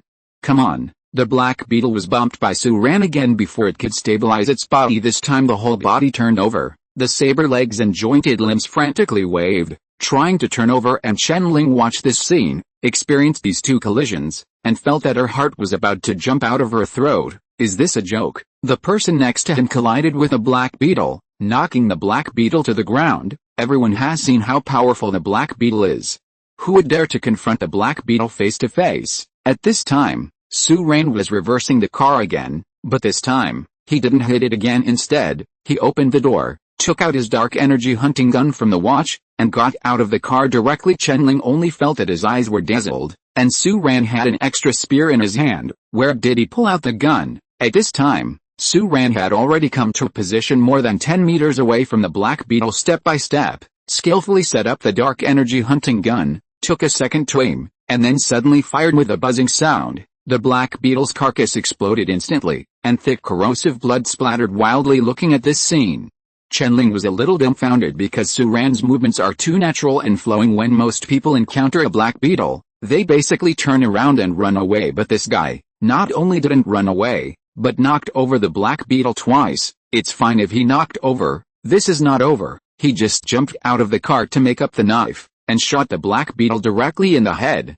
Chen-Ling opened his mouth wide, looking a little dumbfounded, but at this time, Su-Ran got into the car again, left the dark energy hunting gun in the back row, smiled at Chen-Ling, and drove in another direction. Chen-Ling stared at Su-Ran with big bright eyes, and said, "Su-Ran, who are you?" Su-Ran thought for a while, then said with a smile, "I'm an ordinary office worker." Chen-Ling Dao, don't lie to me, office workers can you look like that? You don't look like a fugitive at all, you are clearly just hunting Black Beetles. Well, since you insist on knowing, then I won't hide it from you. It's a showdown. Su-Ran spread his hands. I'm actually a special operation officer who belongs to the Global Human Joint Defense Agency. The United Human Defense Agency was made up by Su-Ran, but what he didn't expect was that, when he said this, Chen-Ling believed it honestly, showing a look of surprise, and said, so it is so it is so, damn, you can believe this nonsense. The corners of Su-Ran's mouth couldn't help twitching. He thought for a while, and he simply pushed the boat along and said, you have to keep this matter a secret, and I lost my ID card. If others find out, if my identity is checked, there may be people in the public eye event. Chen-Ling nodded and said, I understand, don't worry. I can tell what should be said and what should not be said. If you need anything, I am willing to help you. Chen-Ling is actually a good person. Although she is a bit straightforward and dull, she is willing to believe in Su-Ran, and it is not groundless. In fact, Su-Ran's behavior is too different. Only such a special identity can explain Su-Ran's behavior. It is different from the behavior pattern of ordinary people, and Chen-Ling just noticed that the gun in Su-Ran's hand is so powerful that it tore the head of the Black Beetle in an instant. It is obviously a special weapon. In the last days, ordinary people want to. It's easy to get a general gun, but it's very difficult to get that special powerful individual weapon. In addition, she has a good impression of Su Ran, so she really believes Su Ran's words. Of course, Chen Ling would never have thought that what Su Ran said were all ignorant nonsense. Su Ran also nodded, but remembered that she had fooled 2 soldiers before, thinking, the end of the world is coming. I didn't live as a superhero, how did I become a big fool? Chapter 21 and number 039, I'm so scared. I'm so scared. In the early hours of the 28th, Su Ran took Chen Ling and drove into the temporary survivor base of Bingchang No. 3 Hospital in Dongcheng district of Bingchang. The 3rd hospital is also a well-known large hospital in Bingcheng. Now there are less than half an armored battalion stationed here, and a defense line is set up along the street. There is a post at 5 steps and a sentry at 10 steps. Survivor here. After Chen Ling showed his status as a national wealth, he was still very valued, and a company-level officer directly led people out to greet him. Su Ran saw it from a distance, and was a little surprised he knew the officer. He was actually an old acquaintance of his. That person's name was Yukijin. In his last life, Su Ran withdrew from the Ice City. The company commander's troops led them all the way. In the end, their troops were wiped out, and only then did they, the survivors, successfully evacuate from the Ice City. That company commander Yu also stayed in the Ice City forever. Of course, in the current state, Su Ran knew this company commander Yi, but the other party didn't know him. If he really rushed forward recklessly, he would probably be regarded as a shameless person. After sending Chen Ling to the military, Su Ran retreated slowly and disappeared into the corner. When Chen Ling came back to her senses, she found that Su Ran had disappeared. Thinking of Su Ran's special identity, she thought it was normal, but for some reason, she still felt a little lost in her heart. Su Ran got into the car directly, turned his Nightingale aircraft, and after driving for a certain distance, he directly changed its shape, from the car shape to the flying shape, and directly raised it to a height of more than 10 meters. Galloping on the streets of the Ice City, seeing the Black Beetle, he opened fire directly. 2 30mm caliber airborne cannons spit out flames angrily, like 2 scalpels, tearing open the heavy carapace of the Black Beetle inch by inch, killing it on the spot. The sound of gunfire attracted the nearby Black Beetles, and 4 or 5 Black Beetles came to kill them in groups. Su Ran was also unambiguous, and directly fired a Firebird missile customized by Nightingale aircraft. The missile flew out of the aircraft in an instant, dragging a long tail flame across the entire street, and fell on the crowd of Black Beetles in an instant, and the explosion shook heaven and earth on the street. Su Ran carried the aircraft all the way forward, all the way open fire, penetrate the flames, and strangle the undead Black Beetles one by one. The whole street is burning. The survivors in the buildings on both sides were lying on the bedside, watching in horror as the aircraft that came from nowhere below rumbled across the long street and shot and killed the Black Beetle cleanly. All of them were amazed. Is this a military aircraft? Immediately afterwards, Su Ran collected the corpses of the Black Beetles and left here quickly. The combat performance of the Nightingale aircraft is better than he imagined. With this Nightingale aircraft, he can completely strangle the Black Beetle swarm head-on in a targeted manner, and he doesn't have to follow the military and risk being targeted by the Black Beetles. The risk is missed, of course. Su Ran's driving skills are still not very proficient and need to be improved. And there is a huge unavoidable problem in order for this thing to exert its combat effectiveness. That's ammunition. Just now Su Ran fired as he pleased, and almost used up all the ammunition in the anti-aircraft vehicle, which needs to be replenished urgently. An aircraft without ammunition, no matter how fierce it is, can only misfire. Su Ran immediately turned back to the 3rd hospital, gathered the aircraft form in the corner, pretended to be an ordinary survivor, passed the security check, and entered the temporary survivor base. And his system is working. The resource point of a unit can produce 500 rounds of 30mm machine gun ammunition and 5 rounds of Firebird missiles. There are a total of 11 resource points in Su Ran's hands. All were invested in the manufacture of elixir. 8 resource points produced 4,000 rounds of cannon bullets, and the remaining 3 resource points produced 15 Firebird missiles. The estimated time to complete the construction was about 1 hour. Su, however, he took advantage of this opportunity to hide in the survivor base of the 3rd hospital to rest for a while, but soon Su Ran realized that he was thinking too much. The hospital building was already overcrowded, and a large number of survivors crowded it, and many of them even lay on the ground. When Su Ran walked in from the outside, she even ran into an acquaintance, Yubo, his leader in the conference room. Before, Su Ran let Yubo face down and called him a smoker. Seeing Su Ran at this time, Yubo jumped out from the corner. Before Su Ran saw him, I ran to Su Ran in 3 steps and 2 steps, and said, "You bastard. I have long wanted to punish you. When the end broke out, I thought you were lucky. I didn't expect you to hit me on the head already." As he said that, the guy threw his fist straight at Su-Ran's face. Yubo's body was bloated. If he really started to fight, how could he be Su-Ran's opponent? Before his fist reached Su-Ran's face, Su-Ran had already struck like lightning. Su-Ran, this person, has always been that if you are rude to me, I will be rude to you 100 times. In the last meeting room, Su-Ran himself had already relieved his anger, but now this guy came up to find fault. Of course Su-Ran is not polite. This punch hit Yubo's face firmly, and knocked the bloated man's nose crookedly, causing nosebleeds to flow out. He was stunned by the blow, and fell to the ground, pointing at Su-Ran for a long time. No words came out. Su-Ran rubbed her fist and said, "I said, this person is about to die, so don't bother." What Su-Ran said was that Yubo was about to die, but Yubo understood it as that everyone was going to die in this doomsday, and he said bitterly, "It's people like you who are going to die? Do you think I'm the same as you?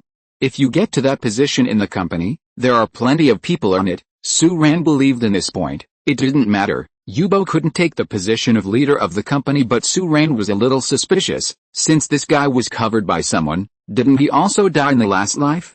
It is said that he also died in the early days of the end of the world, and he hadn't lived as long as he himself. Could it be that monsters ate him and all the people covering him? Su-Ran hummed twice and said, "I'm so scared." These words made Yubo so angry that he almost vomited blood, but the movement here alarmed a security guard on one side, who ran over from the other side, glanced at Yubo and Su-Ran. Unexpectedly, this person seemed to really know Yubo, called "Brother Yu," and then it was Su-Ran who looked at this side with a straight eyebrow, and said, "What are you? What are you doing? You came here to play wild." If you're listening to this novel on a channel other than Fanfic World, it means they downloaded and uploaded it without effort. We cordially invite you to visit our channel, Mundo Fanfic Novelis. There you'll find the original version of this story, and you can explore many other novels of various genres. We're waiting for you to immerse yourself in a world of incredible novels. Chapter 22. Excuse me. Su-Ran narrowed her eyes slightly, looking at the man in front of her. The other party was in his early 30s, with a square face, and looked like someone from a pre-doomsday institution. Now that the military has fully taken over the defense, there is no time or manpower to manage these survivors.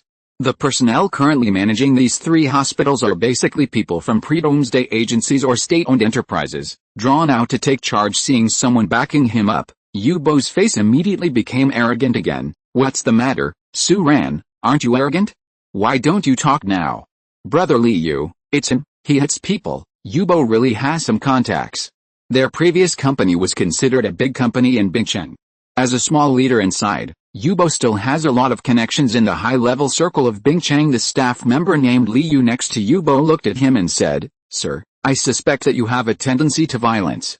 In order to prevent you from causing harm to more people, please leave and stay outside temporarily." This Liu's words are beautiful, but in fact he is playing favoritism for personal gain, just pushing people away. To this, Su-Ran's reaction can only be described as very violent. He raised his hand, and it was an electric cannon. Liu didn't even have time to react, so he was hit by Su-Ran head-on, and immediately stepped back several steps, bleeding from his nose, and looked at Su-Ran with an expression of disbelief, as if to say, "What are you doing? Dare to hit someone?" Su-Ran shook her hands, glanced at Liu and Yubo, and said, "You're right, I may really have mental problems and have a serious tendency to violence, so you'd better be careful." Seeing Su-Ran's waving fists, both Yubo and Liu gulped and dared not say a word. Su-Ran just smiled. "Are you alright?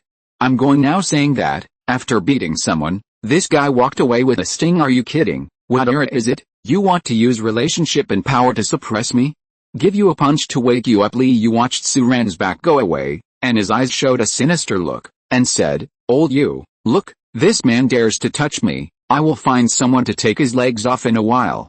At this moment, Su-Ran has already transferred to the 2nd floor in this hospital. There is almost no place to stay under the control of the military. Although it is absolutely safe, it is also overcrowded. Before Su-Ran could find a place to stay, she ran into another acquaintance. That person was none other than the squad leader Zia, whom he met 2 days ago. He was coming down from the upper floors with a few soldiers.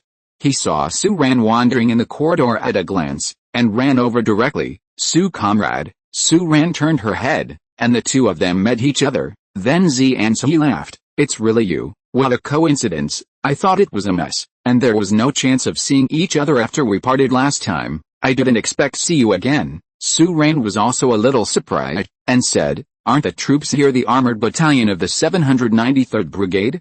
Why are you here? Su-Ran knew that the army here was the 793rd Brigade because he knew Yukijin and knew that he belonged to this army. Seeing Su-Ran asking questions about the troops so easily, the soldiers besides he showed some surprised expressions judging by Su-Ran's attire. He was just an ordinary survivor, and now the survivors in the Ice City put their lives first. So how could it have anything to do with the affiliation of these troops? Someone asked, Old Z, is this your friend? However, Xianzi was clear in his heart. Now that the Ice City was in chaos, Su-Ran was still so familiar with the relationship between the troops. That was because Su-Ran was a special combatant, of course, considering the issue of confidentiality. Xianzi sees through but doesn't reveal it, nodded and said, yes, this is my friend. Su-Ran, what you don't know is that the whole city is now in a state of mixed combat. The battle damage has been too great in the past 2 days, and no unit can be assembled, so now we only talk about the node theater. As he said that, Xianzi and Su-Ran winked, as if to say, comrade, I'll keep it a secret for you. However, in the bottom of his heart, Xianzi was also a little curious. Now that the alien swarms are sweeping the world and all the members are resisting the swarms, what tasks do special personnel need to complete secretly? Su-Ran also nodded with a smile at that time to fool people. Su-Ran just acted in a hurry and really didn't think too much about it, but now he can't tell the other party that he is fooling you, can he? That's a good thing to be beaten. Xianzi saw Su-Ran, but he was very enthusiastic. He patted Su-Ran on the shoulder and said, my good brother, you helped me a lot last time. I haven't had time to thank you properly. The great favor that Xianzi said was obviously the last time he saved his life. Su-Ran waved her hand and said with a smile, it's all trivial. Xianzi approached and whispered furtively, will you be here these 2 days? I'm free and I'll have a meal with you and us. Although drinking is not allowed in the army, I seized a bag full of beef today. Come on, this season, this is a good product. Xianzi's comrade-in-arms laughed and scolded, what are you talking about? Furtively, we all heard that, beef jerky, didn't we? Everyone laughed and said a few words, and those soldiers also stepped forward to get acquainted with Su-Ran briefly. These soldiers were very enthusiastic in this situation. It is not easy to meet acquaintances. You are squad leader Z's friend and our friend. When you are free, let's get together. That's right, you settle down here. If you can't find Lao Z for anything, you can find us. As long as you don't violate discipline, we can help you at any time. Su-Ran smiled and nodded. He chatted briefly with Xianzi again. Su-Ran had a very good impression of soldiers. Although he had also encountered scum in the army, without the protection of soldiers, he might have died in the previous life. The overwhelming insect tide has descended. After saying a few words, Xianzi was about to leave. He and his comrades still had to carry out defensive tasks. Xianzi and the others turned their heads. At this time, a group of very social young people came up from the lower floor, holding sticks and other various things in their hands, came up and glanced at Xianzi and the others with some vigilance, and then shouted arrogantly, Su-Ran is taking it? Who is Su-Ran? Come out to me. These people are obviously the thugs recruited by Yubo's gang to teach Su-Ran a lesson. Hearing these people calling Su-Ran's name, Xianzi and the others stopped, frowning, while Su-Ran raised his hand and said, my name is Su-Ran. The group of young people turned their heads ferociously, and glanced at this side. They saw Su-Ran. And of course they also saw Xianzi and others besides Su-Ran. Xianzi took a step forward and said, you guys, why are you looking for my friend? No one present as a fool. Everyone can see that these people are here to trouble Su-Ran. Xianzi asked so knowingly. His comrades all stepped forward one after another, surrounded Su-Ran. Their eyes were not friendly. Looked at the group of young people. Although those young people were all carrying sticks, they were not physically strong, and their skin was very fair, while Xianzi and the others here were all burly soldiers with healthy brown skin. Dressed in a military uniform and carrying a gun, he was very imposing. When the leading young man saw the battle, most of the ferocious expression on his face disappeared immediately. He swallowed, and glanced at Su-Ran, who was surrounded by these ferocious soldiers. Is that your friend? Xianzi said, that's right, if you want this Su-Ran, he is my friend. What's the matter?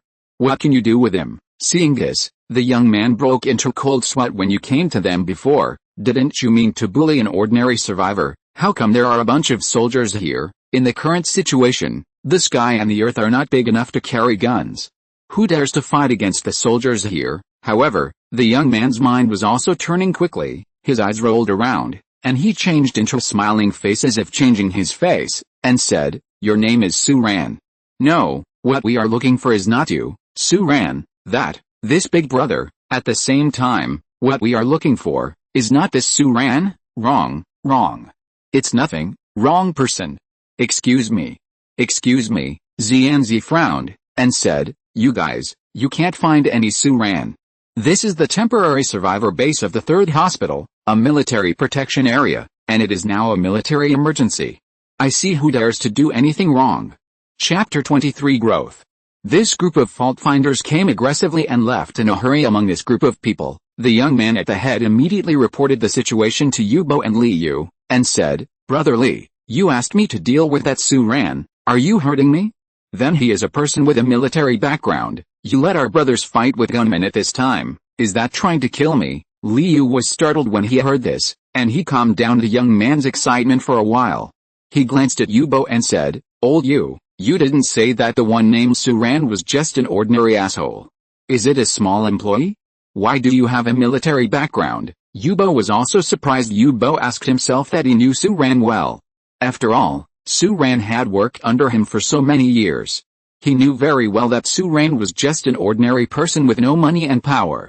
He suppressed Suran at will, but when he heard that Suran had a military background, he was both surprised and unbelievable. How is this possible?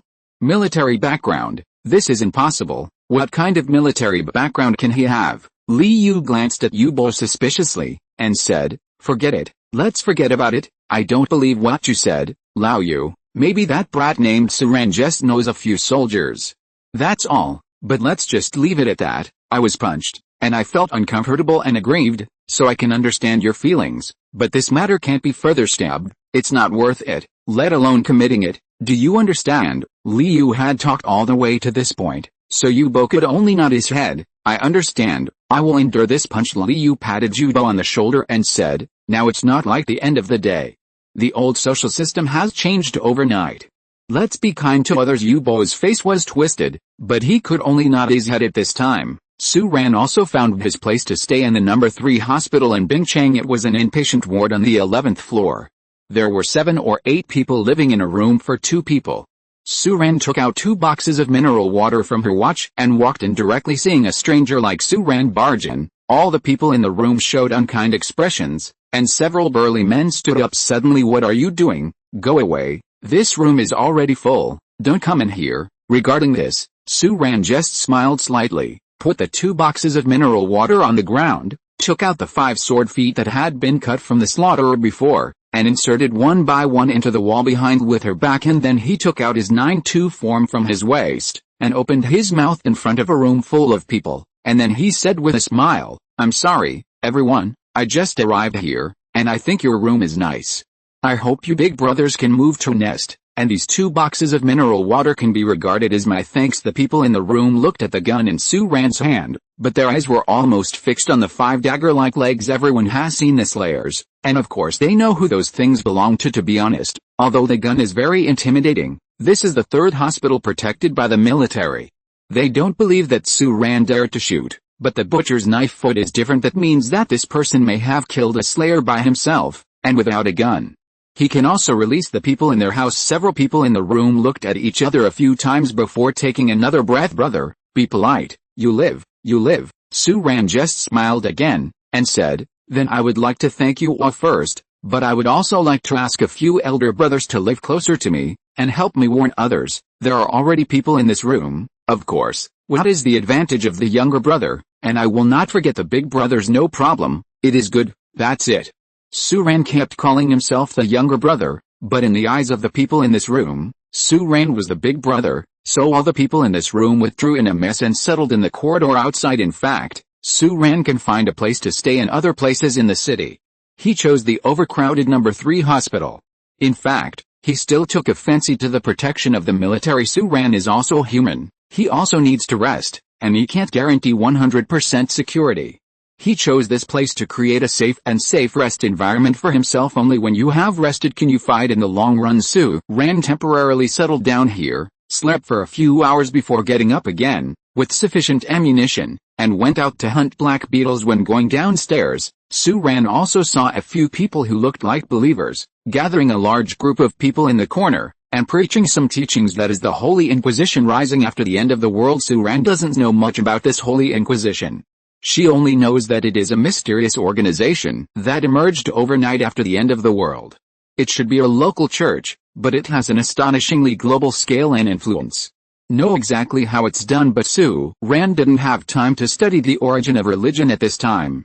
Regarding this place, he just glanced at it from a distance, then hurried downstairs, and found himself parked here near the military station. The Nightingale aircraft set off directly and disappeared at the far end of the city. His Nightingale aircraft connection system has an independent alarm device. Su Ran can know what happens when Su Ran is not around, and his Nightingale aircraft is a top-notch electronic anti-theft system. It is the elite of the military. It was also impossible to drive the car away through technical means, so when Su Ran entered the hospital, he kept the car outside with confidence. From this day on, Su Ran started his hunting journey in a real sense, collecting resource points everywhere. When he encountered a small group of black beetles, he drove the Nightingale aircraft to kill them, opened fire with all his strength, and directly strangled them all. If there were still monster corpses such as black beetles killed by the military, he would not be polite, just touch them quietly. Go up, and take away all the brains. The situation in the Ice City is also relatively stable. Although the military is defeated from the frontal battlefield, the construction of node-based survivor bases has played a role, barely stabilizing the ground, and entering a seesaw state with this swarm. Of course, everyone knows that this stalemate will not last for too long. However, this is a good thing for Su Ran. In this state, he has the opportunity to accumulate a large number of resource points, kill insects and collect corpses, and dance around the city of Ice City like a ghost. Blind development is the kingly way. Chapter 24 Dark Energy Armor.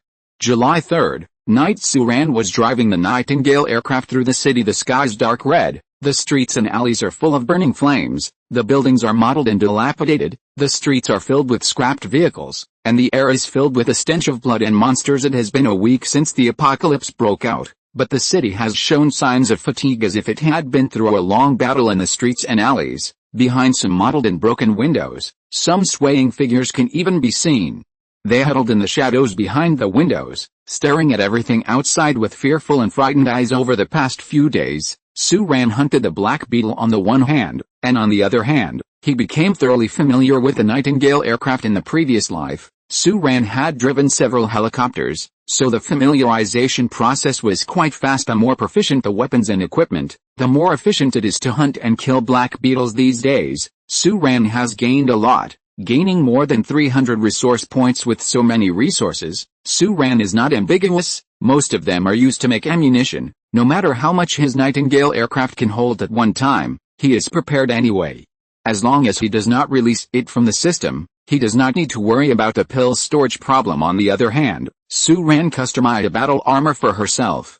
Name: Liquid Metal Dark Energy Armor, tailor-made. Level 1. Description: low-level individual combat weapon, charged with dark energy, made of low-level liquid metal composite materials, portable briefcase form, can complete automatic tactical dressing within half a minute, built-in strong drive device, activates the built-in dark energy function slot, can be large, significantly improve the user's individual combat ability and strengthen the body strength. Cost: 100 resource points. Nightingale aircraft, cost 100 resource points, and this armor needs 100 resource points. But when Su Ran decided to build this thing, he was not ambiguous. Since it is worth 100 resource points, it must have its strength. The system pricing is based on the manufacturing resources required for the item. This small battle armor needs enough resources to be compared to a huge Nightingale aircraft. You can see the gold content of this thing with this thing. Even if Su Ran is not an awakened person in this doomsday era, there is no difference. Even stronger. This time, Su Ran was really armed to the teeth. There are a lot of airplanes, cannons, and armored rifles. Although he is only a single-handed horse in the Ice City, he is also an Acathlon war boss in the last days. At this time, Su Ran's aircraft was re-switching to the chariot form. Passing through the messy streets at this moment, Su Ran suddenly heard a series of screams. He followed the sound and drove half a street, and saw a group of survivors in front of him being blocked by 3 black beetles in the building. There were about 20 survivors in that group, including men and women, middle-aged people in their 40s, women in their 30s, women with children, and even a few college students. They were obviously pieced together after the end of the world. The fugitive team together such a group of survivors, being targeted by 3 black beetles and blocked in the corner here, is almost a mortal situation, with no way to heaven or earth. But it was the 2 people at the top of the group of survivors that attracted Suran's attention. The 2 women in their 20s were about the same age as Suran, and they looked very youthful, but one of them was actually an awakened person. The appearance of the awakened person is just that of an ordinary person, with no makeup and pale face, which belongs to the ugly kind.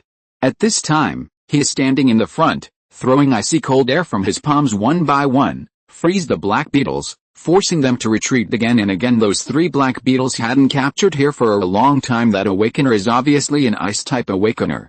As far as Suran knows, after human beings are infected with alien viruses, the various supernatural powers displayed by benign awakened people actually come from the manifestation of dark energy. For these lucky ones, not only did the alien viruses not killing them, on the contrary, gave them another kind of dark energy perception and manipulation, and their abilities came from this. And behind this female awakener is a beautiful woman who also wears lipstick in the last days. She is not an awakener, but she seems to be a good friend of that awakener. Behind the awakened person, said, Li Yilin, what should we do? What should we do? You have superpowers, kill all these damned monsters. The 3 black beetles stared intently at them, but they did not attack rashly. They blocked the survivors on the first floor and circled outside. Obviously, they knew how powerful the awakened person inside was, so they did not attack rashly to avoid losses. The female awakener named Li Yilin was also covered in sweat at this time. She was just an ordinary person, and if she had abilities, she was just an ordinary person with abilities. In fact, she didn't even think much about her own abilities. Familiar with a black beetle, she is also afraid and panic in her heart, and her ability is not strong aggressive. It is okay to freeze a living person to death, but it is simply too difficult to freeze and kill 3 strong black beetles here. But Li Yilin's character is gentle and calm. Although she is also afraid of panic, she knows that she is the only hope for this group of people here, and she must not show fear and panic. Therefore, she gritted her teeth and let go.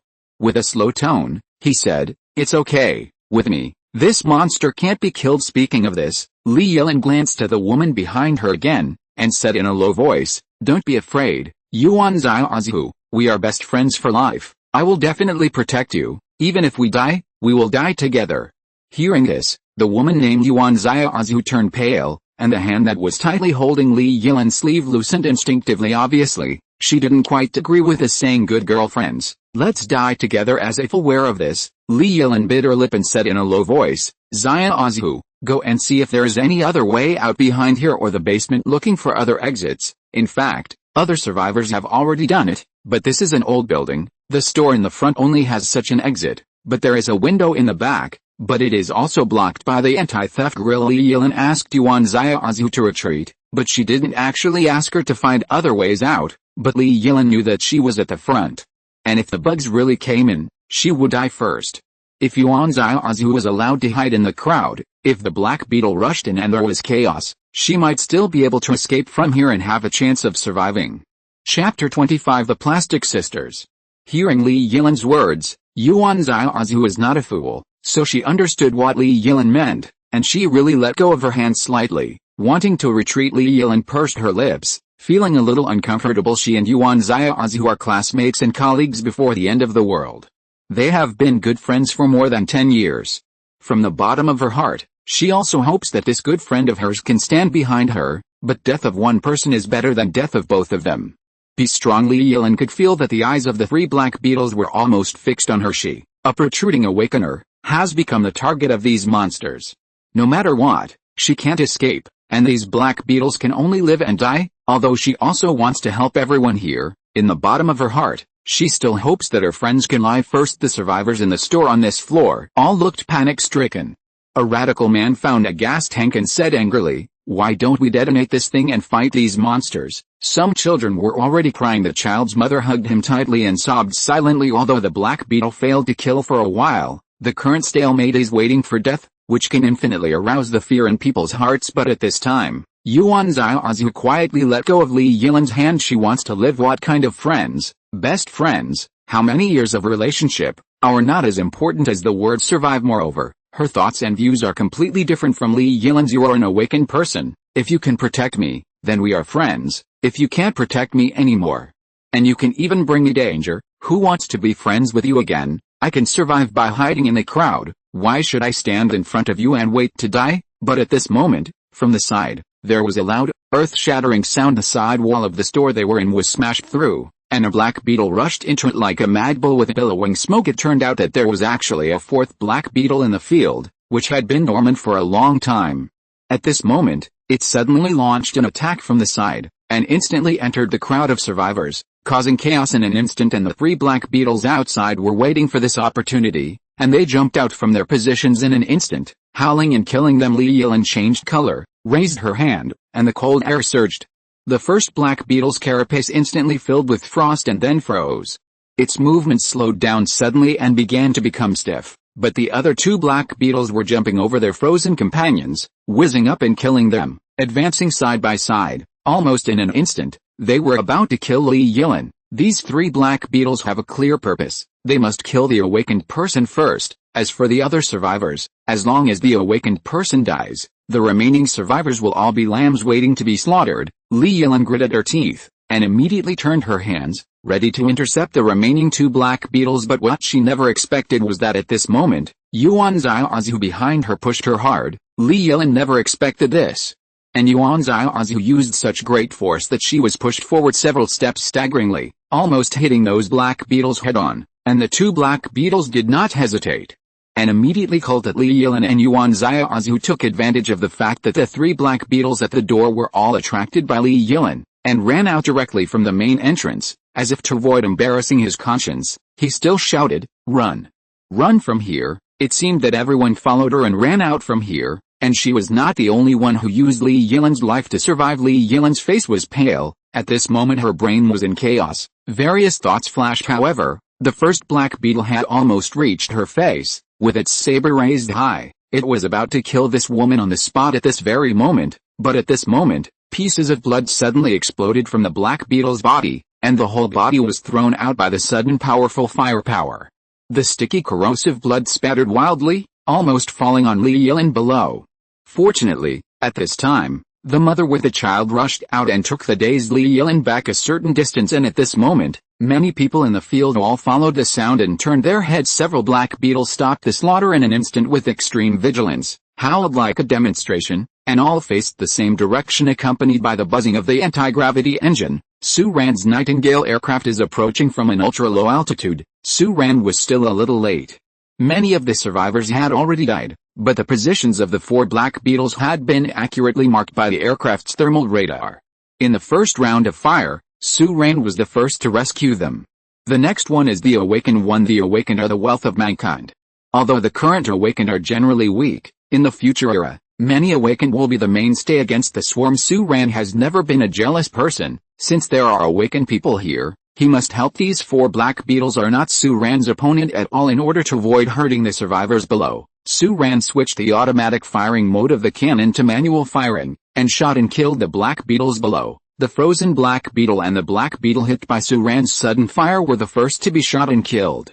The remaining 2 black beetles soon realized that something was wrong and began to retreat, but they were still strangled by Su Ran one by one. Middle one of the black beetles even ran half a street quickly, but was still caught up by Su Ran from behind. He fired at a very low altitude, and shot it precisely on the messy street. In just 2 minutes, the 4 black beetles, who were still invincible just now, were strangled by Su Ran in the field like a massacre. At this time, Su Ran stopped his aircraft, jumped down from it, and prepared to recover the resource point and see the condition of the survivors. And at this time, Li Yilan just came back from the trance just now, but when she raised her head, she saw Yuan Xiaozu and the others stumbling back, their faces terrified at first. Li Yilan thought that Yuan Xiaozu came back to apologize because of her conscience. However, she soon realized that Yuan Xiaozu and his fellow escaped survivors met a massacre who was being chased and slaughtered frantically, and when they saw the danger here was lifted, they ran back in panic, shouting again and again. Yuan Xiaozu even shouted, "Help me! Yilan! Help me. End of this chapter. Thank you very much for reaching the end. Don't forget to like. Looking for more exclusive content and immediate access? Subscribe to our Patreon. Remember, every like, subscription, or donation encourages us to continue. Thanks to everyone. See you in the next video.